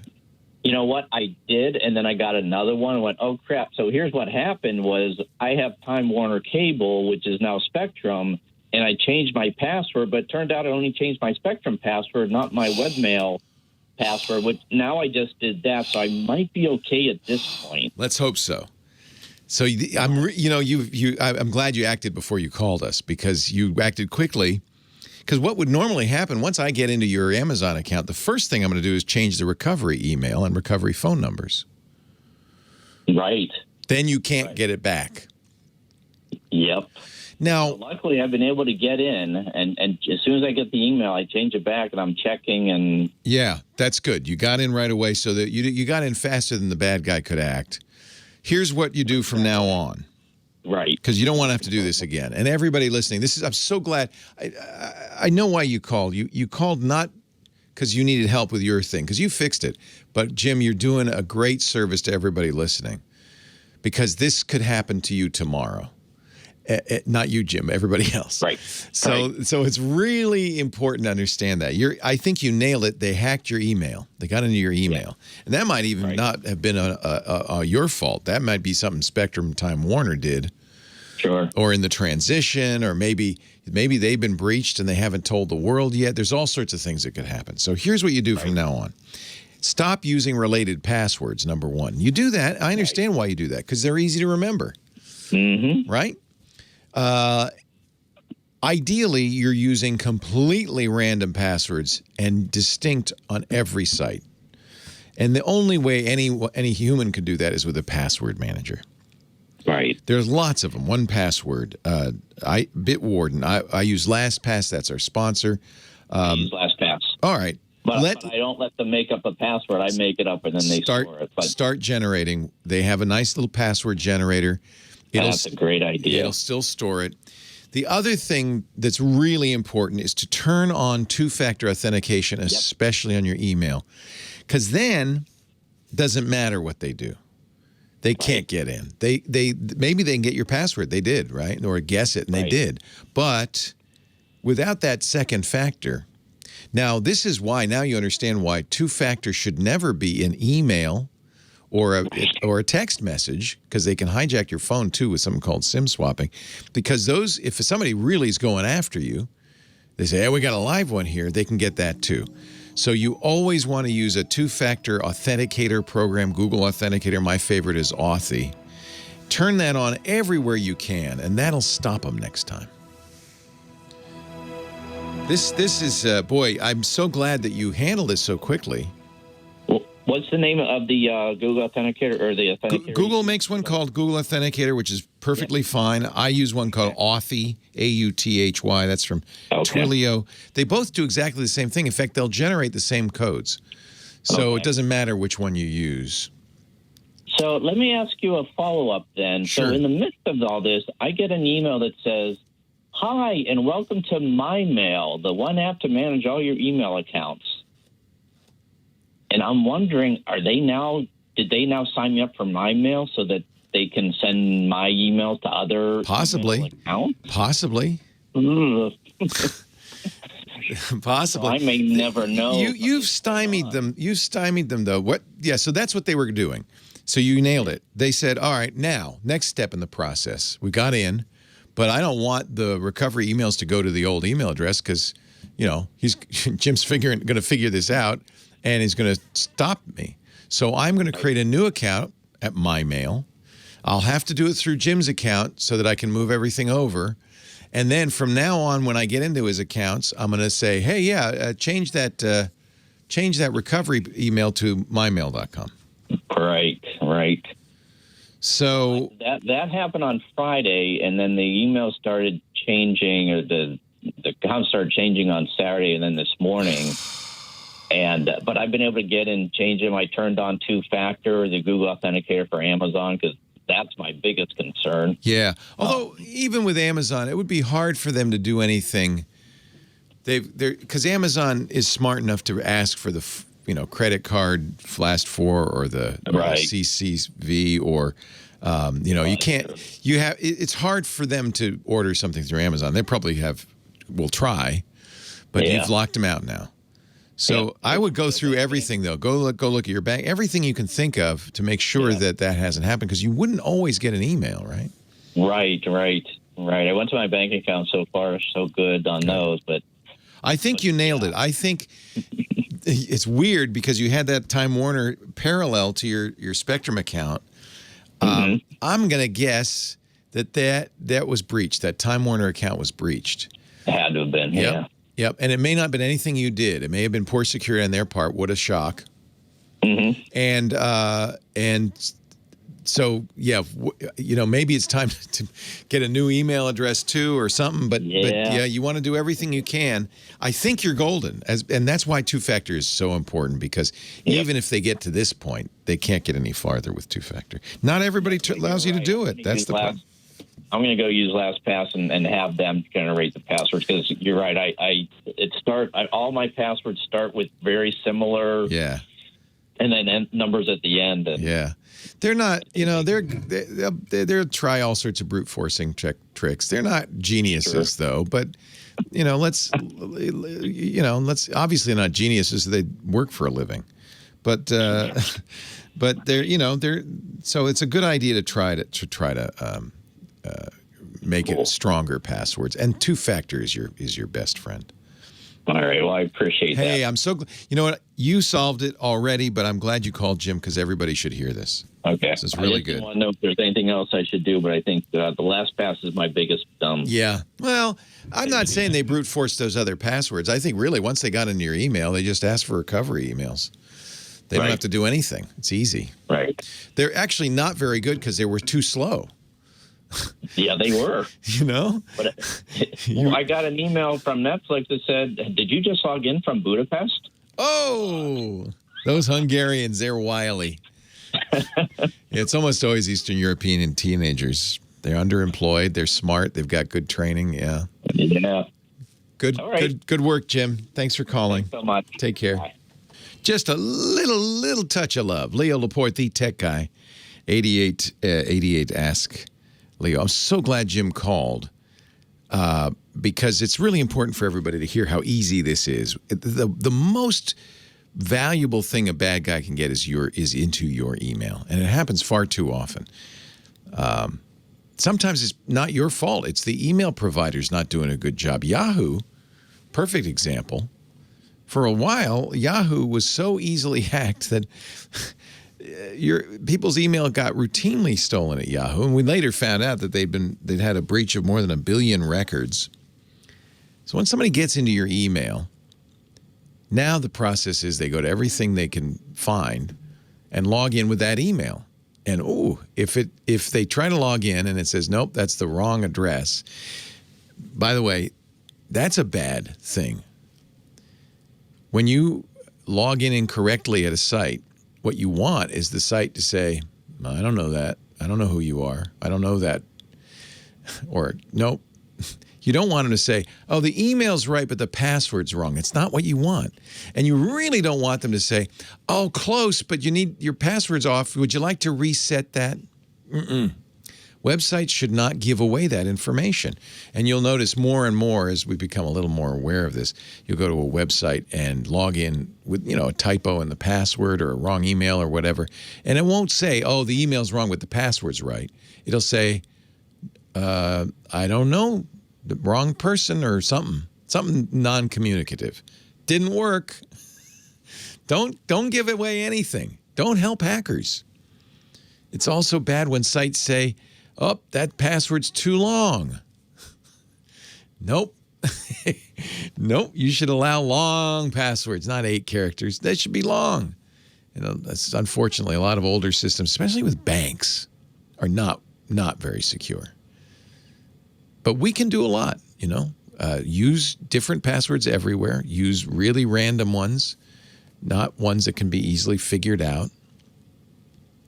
Use two-factor everywhere. And there's a variety of two-factor solutions. I use a physical key from a company called Ubico. When I have to log into my password manager or my email or my Google account or my Twitter account or any other account I have that has two-factor, I always, if I can, turn off text messages. That's a weak link. Or email two-factor. That's another weak link. If they got in your email, then it's useless, right? But what's really good is if you could use this key, bad guy would have to knock me on the head and take my keys. That's how far they'd have to go to get in my account. That's much more difficult for them. And I'll have if that happens, I'll kind of have an idea something's going on. I might be long gone. But I'll figure there's something's up here. Let's go back to Cheektowaga, my favorite upstate New York town, and our friend Joe. Hello, Joe. Good afternoon. 73s from KD2 TFB. W6 TWT 73. Yeah. First little note about that. You've probably heard about the FCC wanting to start charging $50 fees for a license application. Oh, no, really? Oh, yeah. We're talking about amateur radio operators, or hams, as they're colloquially known. Wow.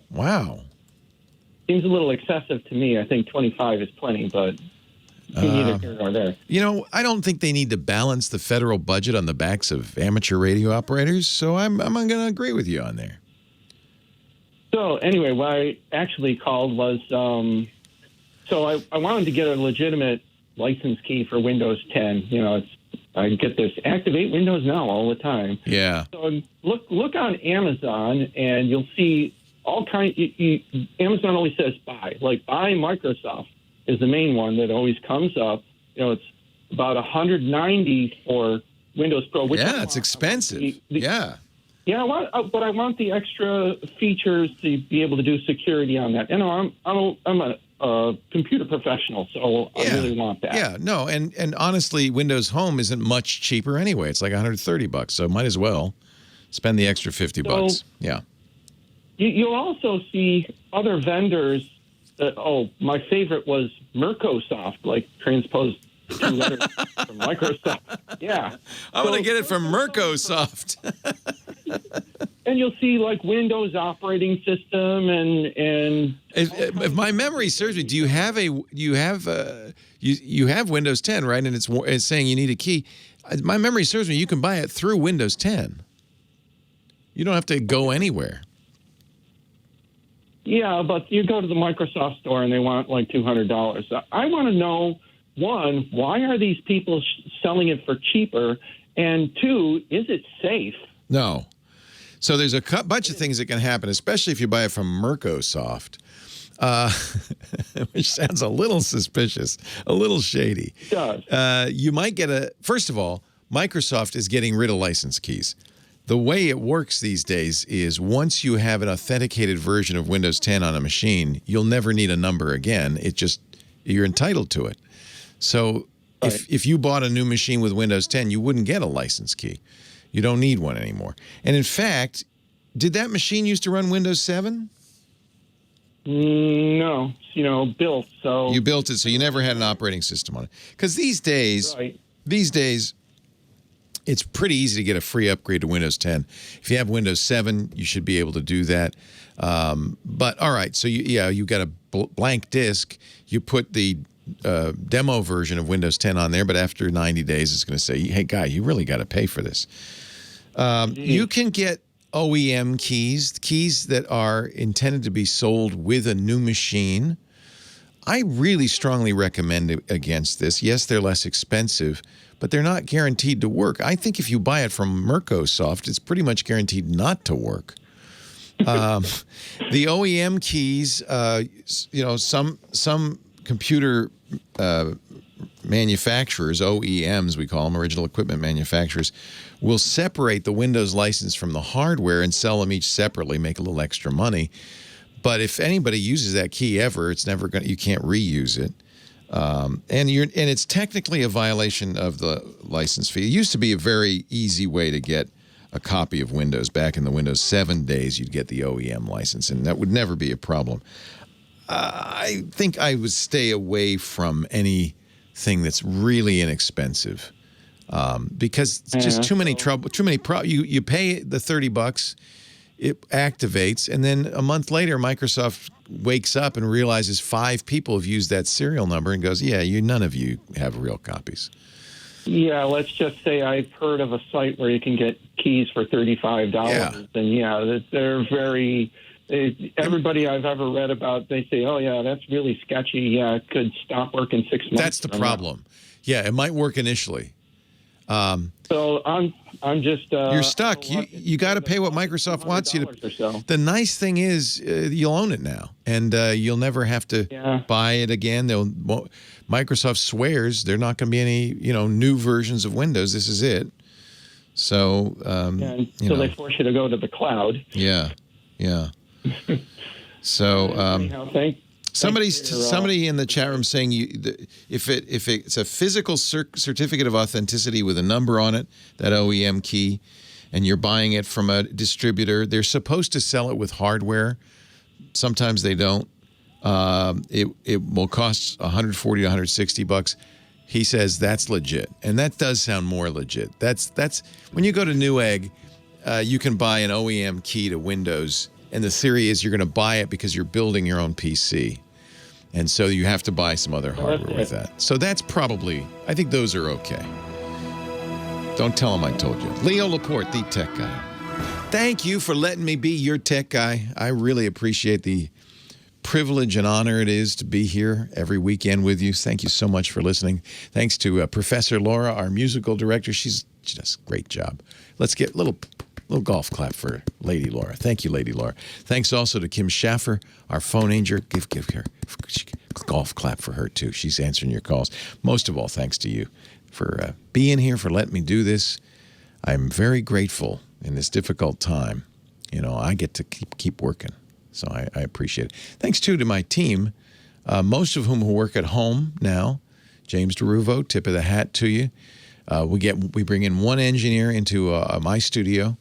John Slanina is usually here, or Burke McQuinn. They come in, they make sure everything's working. We stay far apart. I wear the masks. They're wearing the masks. I'm just glad I could keep doing this. So thank you to everybody who makes it possible. It's not a one-man show by any means. Tierney on the line from Panama City, Florida. Our next caller. Hi, Tierney. Hi, how are you? I'm great. How are you? Were you named after the great actress Jean Tierney? Well, that's what I'm told. That's awesome. Several stories. I love that. Thank you. I'm a Jean Tierney fan. She was a great actress. So. Me too. Me too. I like all the old movie stars. Me too. An old doctor. Me too. There was an old doctor in my hometown. His last name was Tierney as well. Oh, interesting. And, so who knows? Who knows? Maybe you were named after the doctor. Mom just told you were named after the actress. Well, that's what I tell everybody. That's a good story anyway. What can I do for you, Tierney?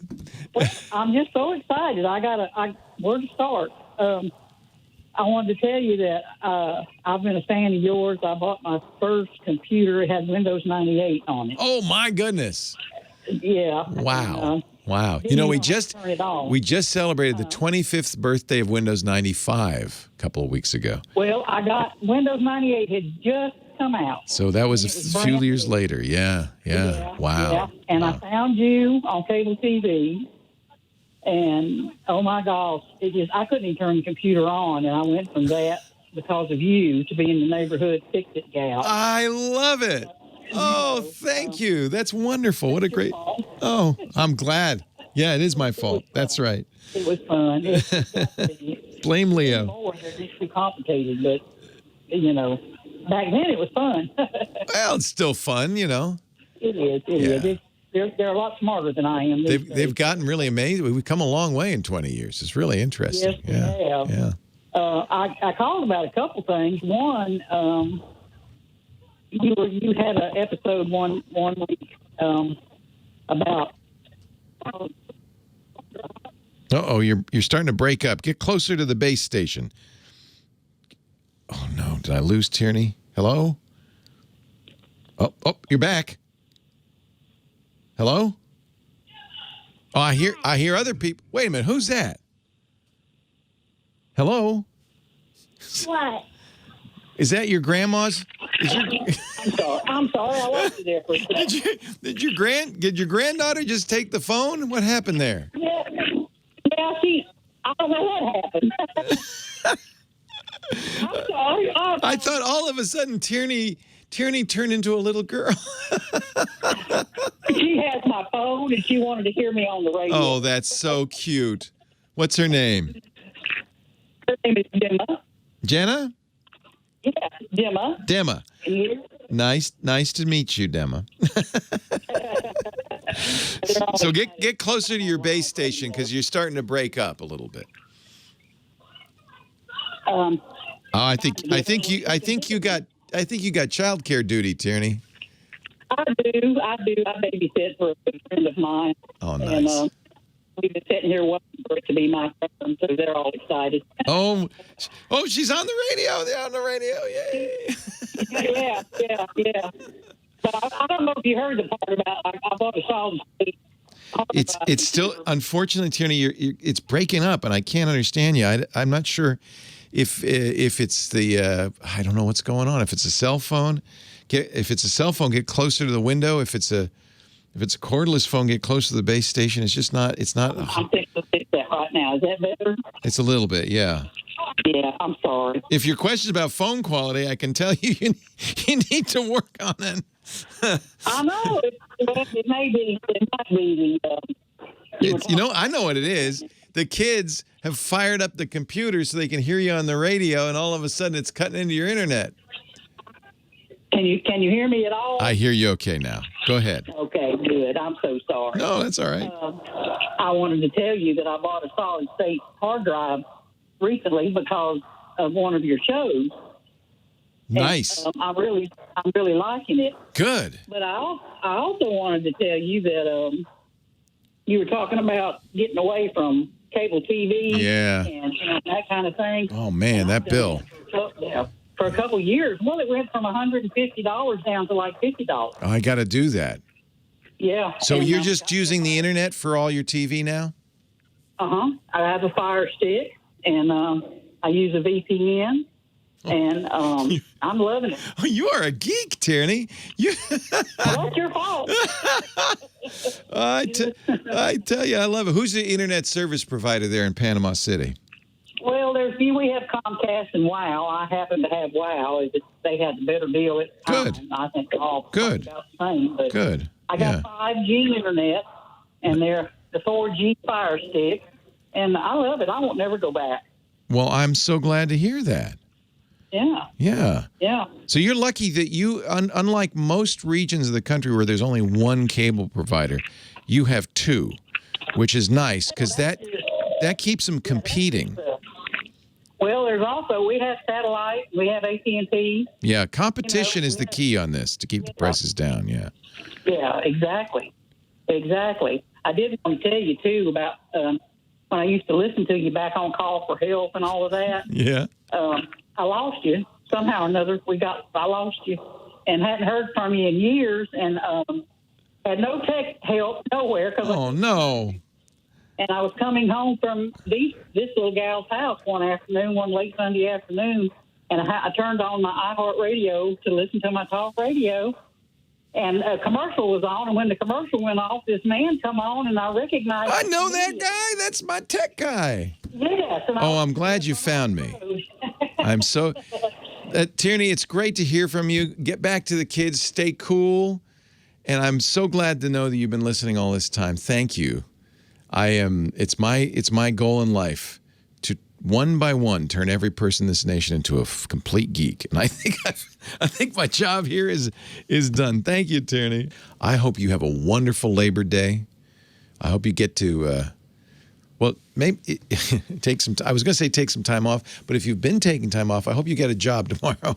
We are celebrating, after all, with Labor Day, the amazing American workforce. And for those of you working, my daughter works in a grocery store. For those of you doing essential work as teachers, as firefighters, as physicians, as hospital and healthcare workers, thank you for the work you do, for the labor you do on this Labor Day. We should really acknowledge that and celebrate it, because this country goes on thanks to you. I hope you all stay safe and healthy. You too, Professor Laura. You too, Kim Schaffer. Everybody at home. And I hope you come back again next week. Next week, I should have the new Microsoft Duo phone. There's probably going to be a new iPhone announcement, or at least an iPad announcement this week. Lots to talk about next week. I'll see you right here. Leo Laporte, the Tech Guy. Well, that's it for the Tech Guy Show for today. Thank you so much for being here. And don't forget, TWiT, T-W-I-T. It stands for This Week in Tech, and you'll find it at twit.tv, including the podcasts for this show. We talk about Windows on Windows Weekly, Macintosh on MacBreak Weekly, iPads, iPhones, Apple Watches on iOS Today, security on Security Now. I mean, I can go on and on and on. And, of course, the big show every Sunday afternoon, This Week in Tech. You'll find it all at twit.tv. And I'll be back next week with another great Tech Guys show. Thanks for joining me. We'll see you next time.